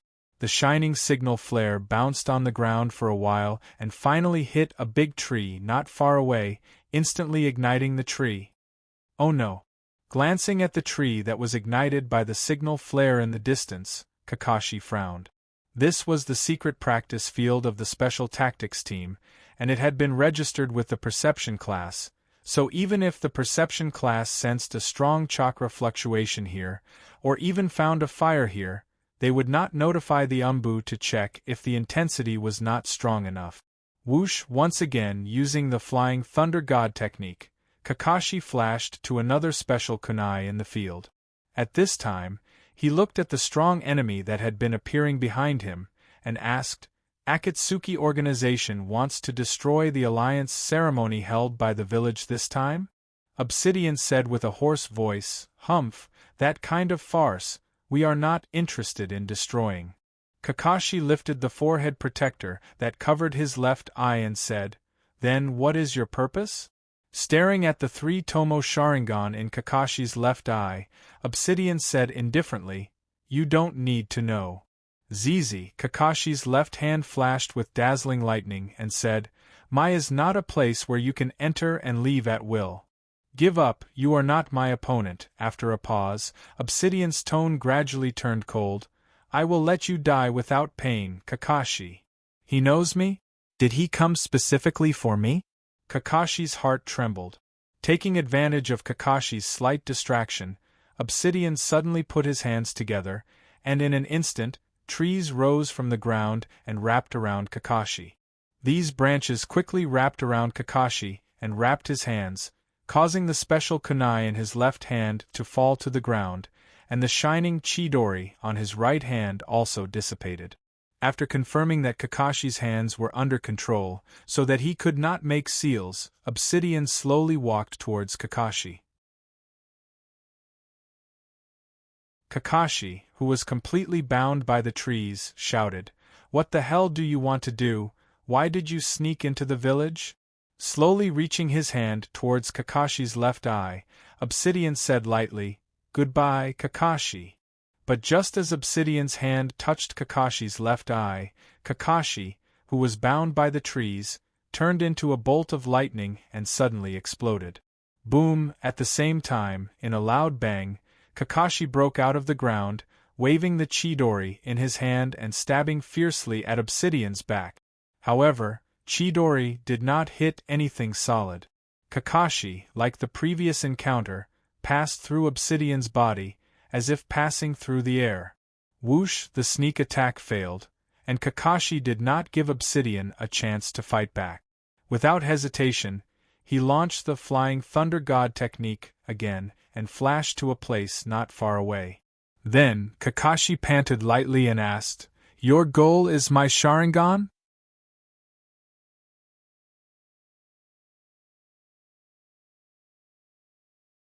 Chapter 4:17.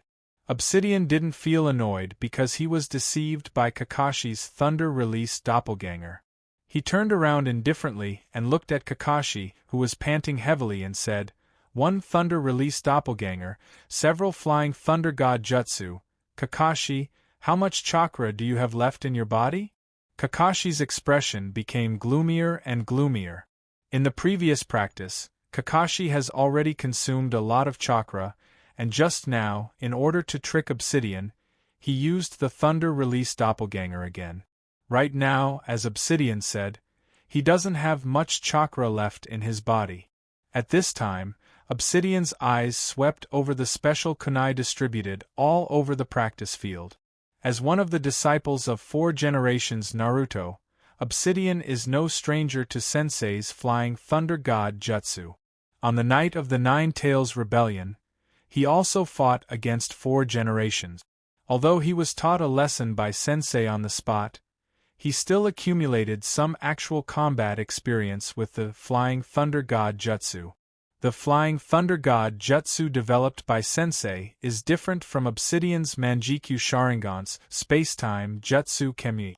Therefore, as long as all the coordinates are grasped in advance, even if the enemy can use the Flying Thunder God Jutsu, they won't be able to escape.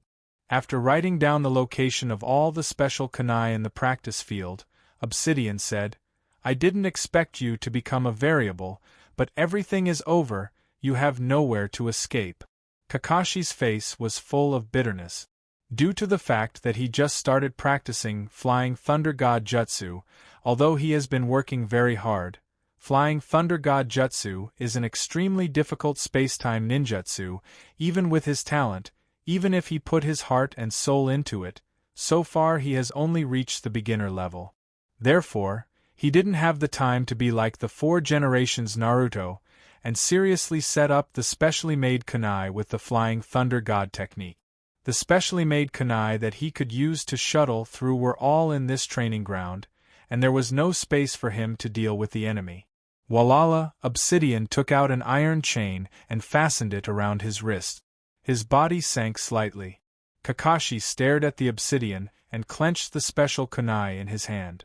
Swish, with the sound of rushing wind, the two of them attacked at the same time. Obito went straight for Kakashi, but his figure was faintly discernible, as if he was just a projection. Obviously, he was in a state of illusory, so any attack would be ineffective against him. Seeing this scene, Kakashi didn't rush over, but threw 3 specially made kunai at Obsidian in a row. The 3 Tomo Sharingan in his left eye socket rotated rapidly, staring at the flight trajectory of the 3 specially made kunai, ready to use Flying Thunder God Jutsu to move his position and launch a sudden attack on Obsidian. At the same time, his right hand once again gathered the high-intensity thunder release chakra. Under the shining thunder light, a burst of sharp bird chirping resounded in the practice field. Obsidian, who was pouncing towards Kakashi, raised the corner of his mouth and thought to himself, as expected of master and disciple, they came up with the same restraining method. Obsidian, who had suffered once, could see through Kakashi's plan. However, he believed that the current Kakashi would definitely not be as skilled as the 4 generations Naruto, so he wasn't worried and continued to attack. The game between the two only lasted for a short moment. Obsidian quickly touched Kakashi, and the iron chain in his hand shook, dancing into a chain flower, flying and entangling towards Kakashi. Kakashi's eyes finally locked on the second specially made kunai that he had just thrown out, and he activated Flying Thunder God Jutsu. Swish! Kakashi, who had activated Flying Thunder God Jutsu, suddenly disappeared under Obsidian's attack, and then shuttled to a position about 1.5 meters behind Obsidian and launched a counterattack against Obsidian.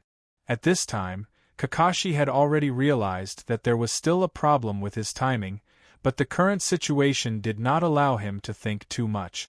Listening to the chirping sound of Chidori behind him, the smile on Obsidian's face did not diminish. 4 generations Naruto's Flying Thunder God's second stage counterattack time was only a few tenths of a second, and Obsidian was indeed unable to handle it. However, Kakashi's counterattack time was close to 2 to 3 seconds, and he could dodge it even with his eyes closed. After quickly switching from the physical state to the virtual state, Obsidian smiled as he watched Kakashi pass through his body from behind with a face full of surprise, and staggered in front of him. "It's over," Obsidian secretly said, and immediately stretched out his right hand, and grabbed Kakashi's shoulder from behind. Kakashi, who had failed to counterattack, had completely lost his balance, and was pulled from behind by Obsidian, and his whole body tilted to the left, turning to face Obsidian. But because his chakra consumed too much energy, his mind was in a trance, and his legs were a little soft at this time, let alone counterattack again. It was difficult for him to even stabilize his body.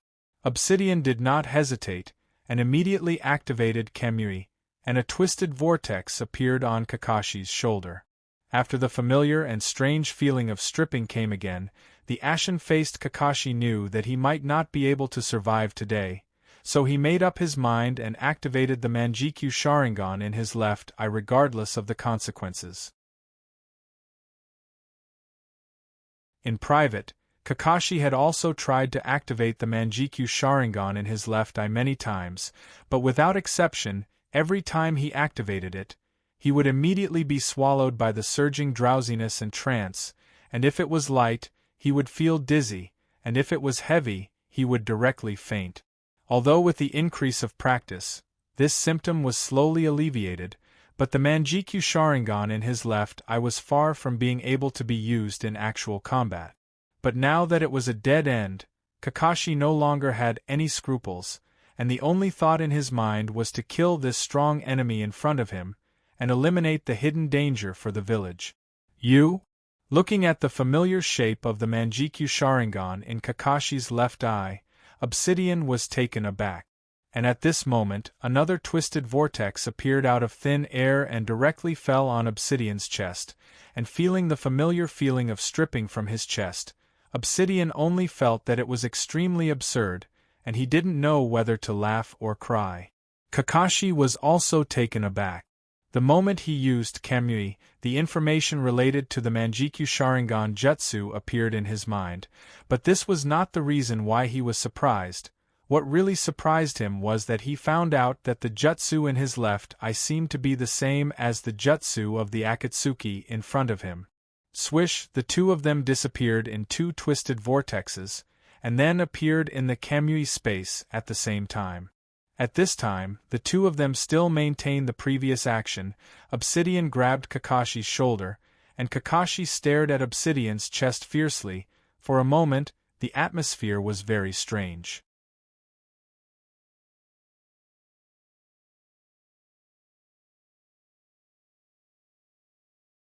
Chapter 4:18. After a brief moment of surprise, Obsidian turned around and kicked Kakashi heavily. Kakashi, who fell to the ground, wanted to get up again, but at this time, the dizziness caused by Chakra's overdraft and the exhaustion of his pupil power fiercely attacked his body, and he immediately blacked out. Phew, Obsidian breathed a sigh of relief. The left eye that was transplanted into Kakashi's body also opened the Manjikyu Sharingan, and Kakashi could also use this Manjikyu Sharingan's pupil technique. This was really beyond his expectations. Walking in front of the fainted Kakashi, Obsidian muttered to himself, "No wonder my right eye always had this inexplicable feeling, so the problem is here." If an ordinary person was thrown into the space of Kamui, because of the time travel, their body and soul would suffer a great impact during the travel, so they would often fall into a temporary state of coma. This was also the reason why Obsidian could win in the past as long as he threw his target into the space of Kamui.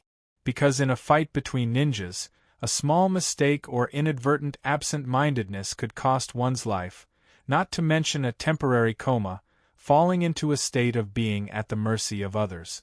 The reason why Kakashi didn't immediately fall into a coma after the time travel was because his body was protected by the Manjikyu Sharingan's pupil technique, Kamui, just like Obsidian. Therefore, Obsidian also confirmed that his left eye's pupil technique and right eye's pupil technique were both Kamui. However, the left eye's Kamui didn't seem to need to touch the target with his body. As long as he stared at the target, he could directly strip the target out of this time and space and put them into the exclusive space of Kamui. At this time, Obsidian took off the one-eyed whirlpool mask on his face, revealing a face full of wrinkles and scars. Clang, throwing the mask on the ground, Obsidian lowered his body and reached for Kakashi's left eye. Without any hesitation, Obito cleanly plucked out Kakashi's left eye that originally belonged to him.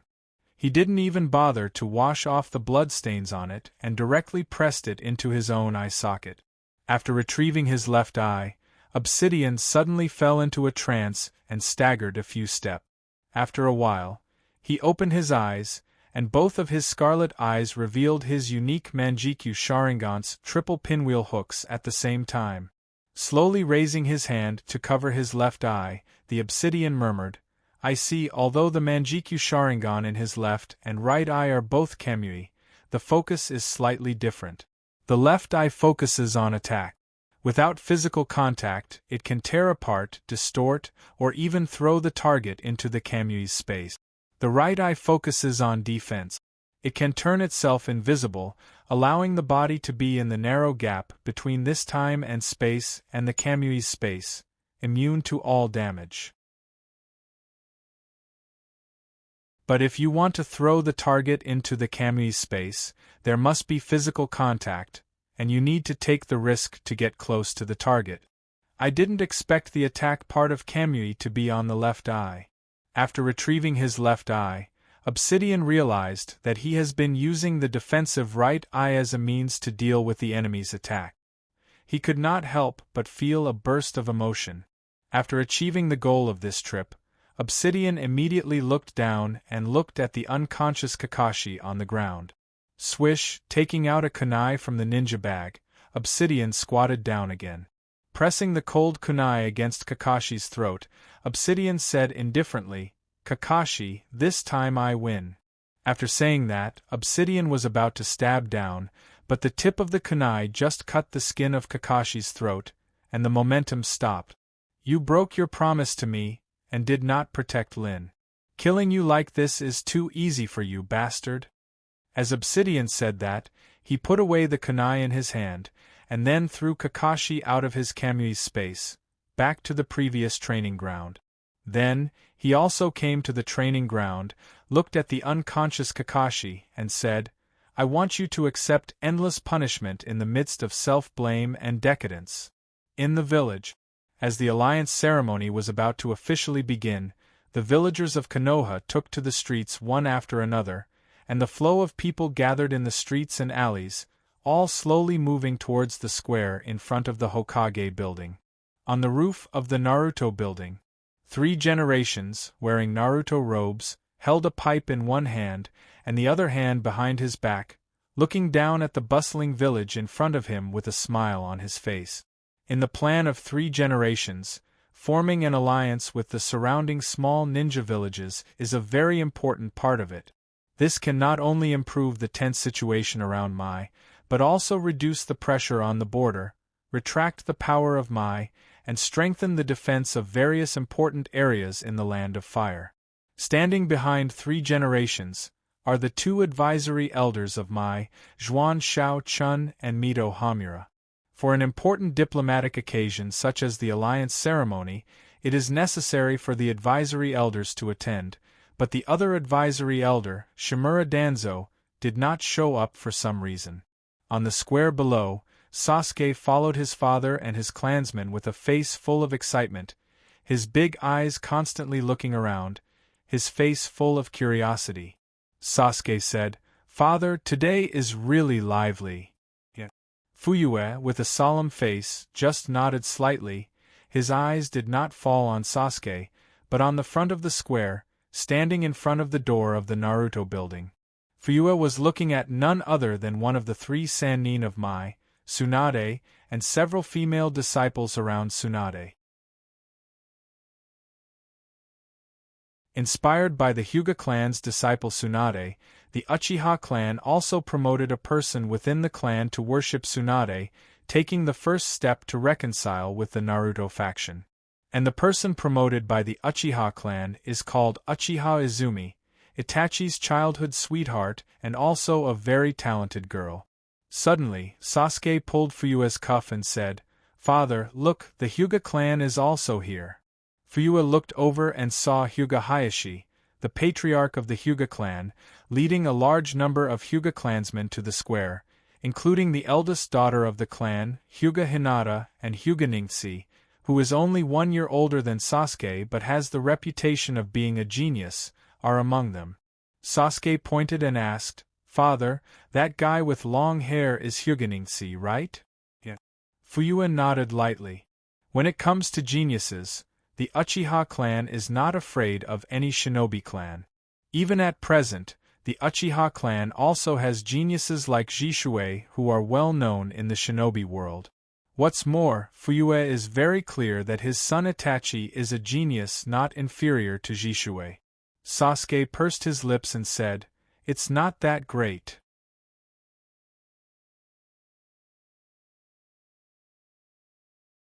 Chapter 419. Although he was beaten up by Hyojin disguised as the leader of Amatsukami, and also kidnapped by Orochimaru disguised as a member of Akatsuki, but among his peers, Sasuke is undoubtedly the best. Among his peers, he has never suffered a loss. None of the peers he has met is his opponent, even if it's 1 against 2, 1 against 3, he can easily defeat the opponent and win. If it weren't for the fact that his brother Itachi Uchiha is too outstanding, to the point where anyone would feel ashamed of their own inferiority, he would have long been known as a genius and become famous in Mai.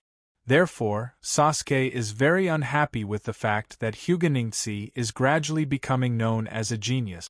"Humph, I can beat him in 10 moves."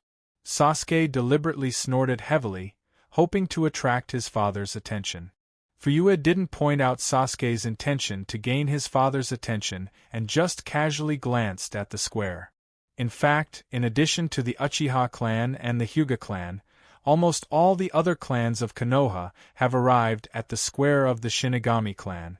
With just a slight glance, Fuyue saw several clans such as Nara, Akimichi, Yamanaka, and Abazuka, and without exception, all of these clans have led the next generation to focus on training.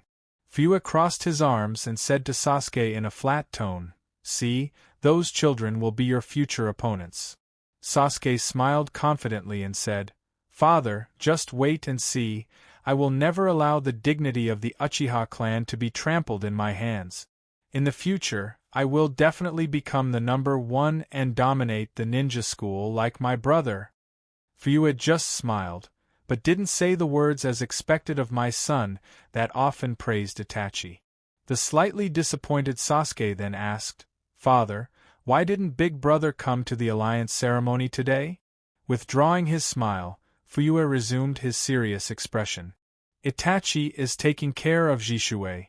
Fuyue had been secretly paying attention to Jishui's physical condition.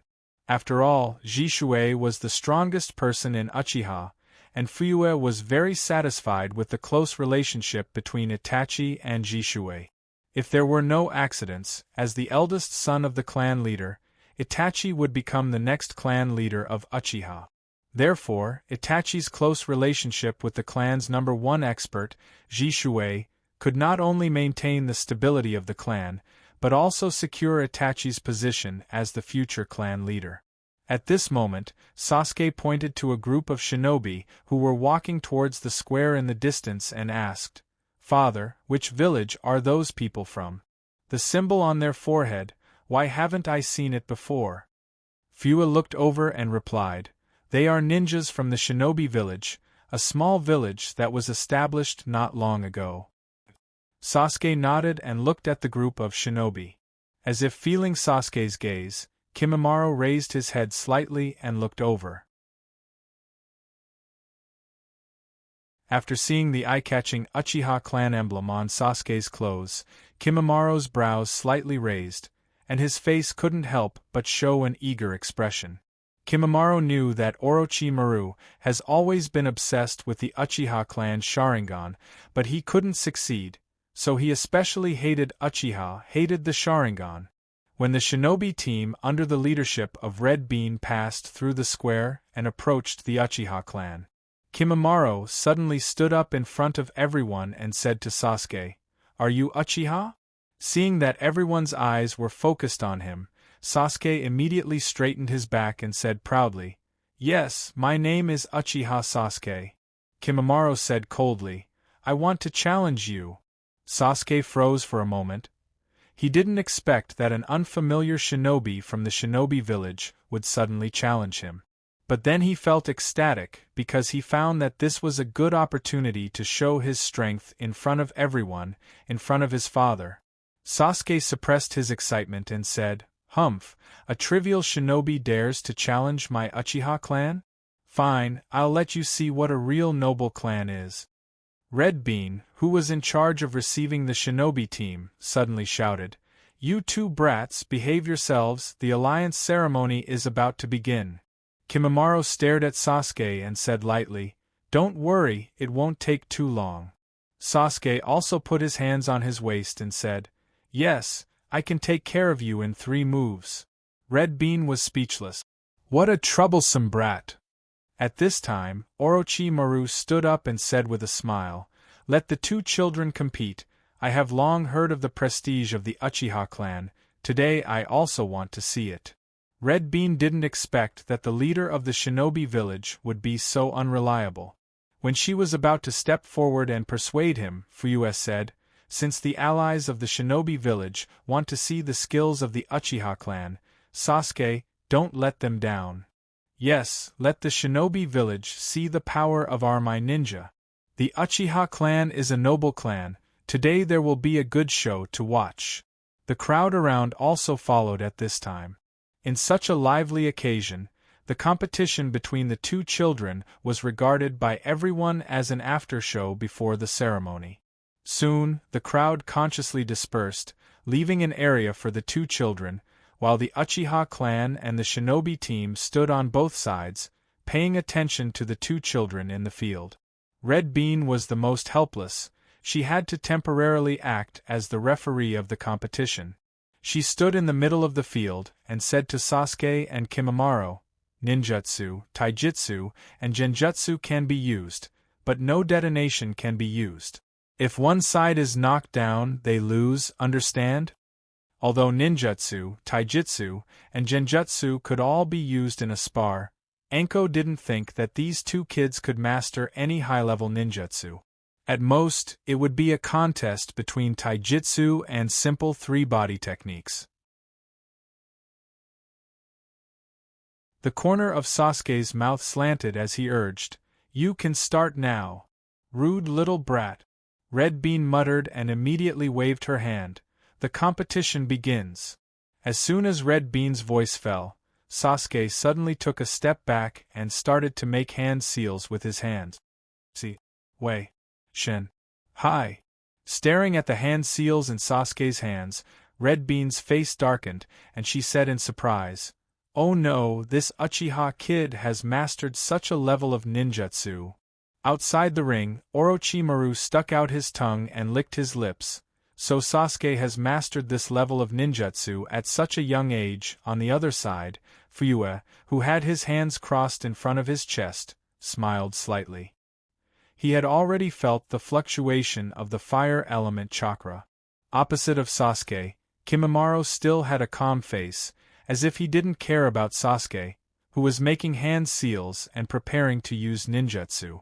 Sasuke, who was about to finish the last hand seal, secretly laughed. Have they been scared out of their wits? The ninjas of a small village are really weak. Father, just wait and see everyone cheering for me. You're tuning in to the Phoenix Knights YouTube channel. Don't forget to subscribe and join us on this journey to catch the most captivating stories.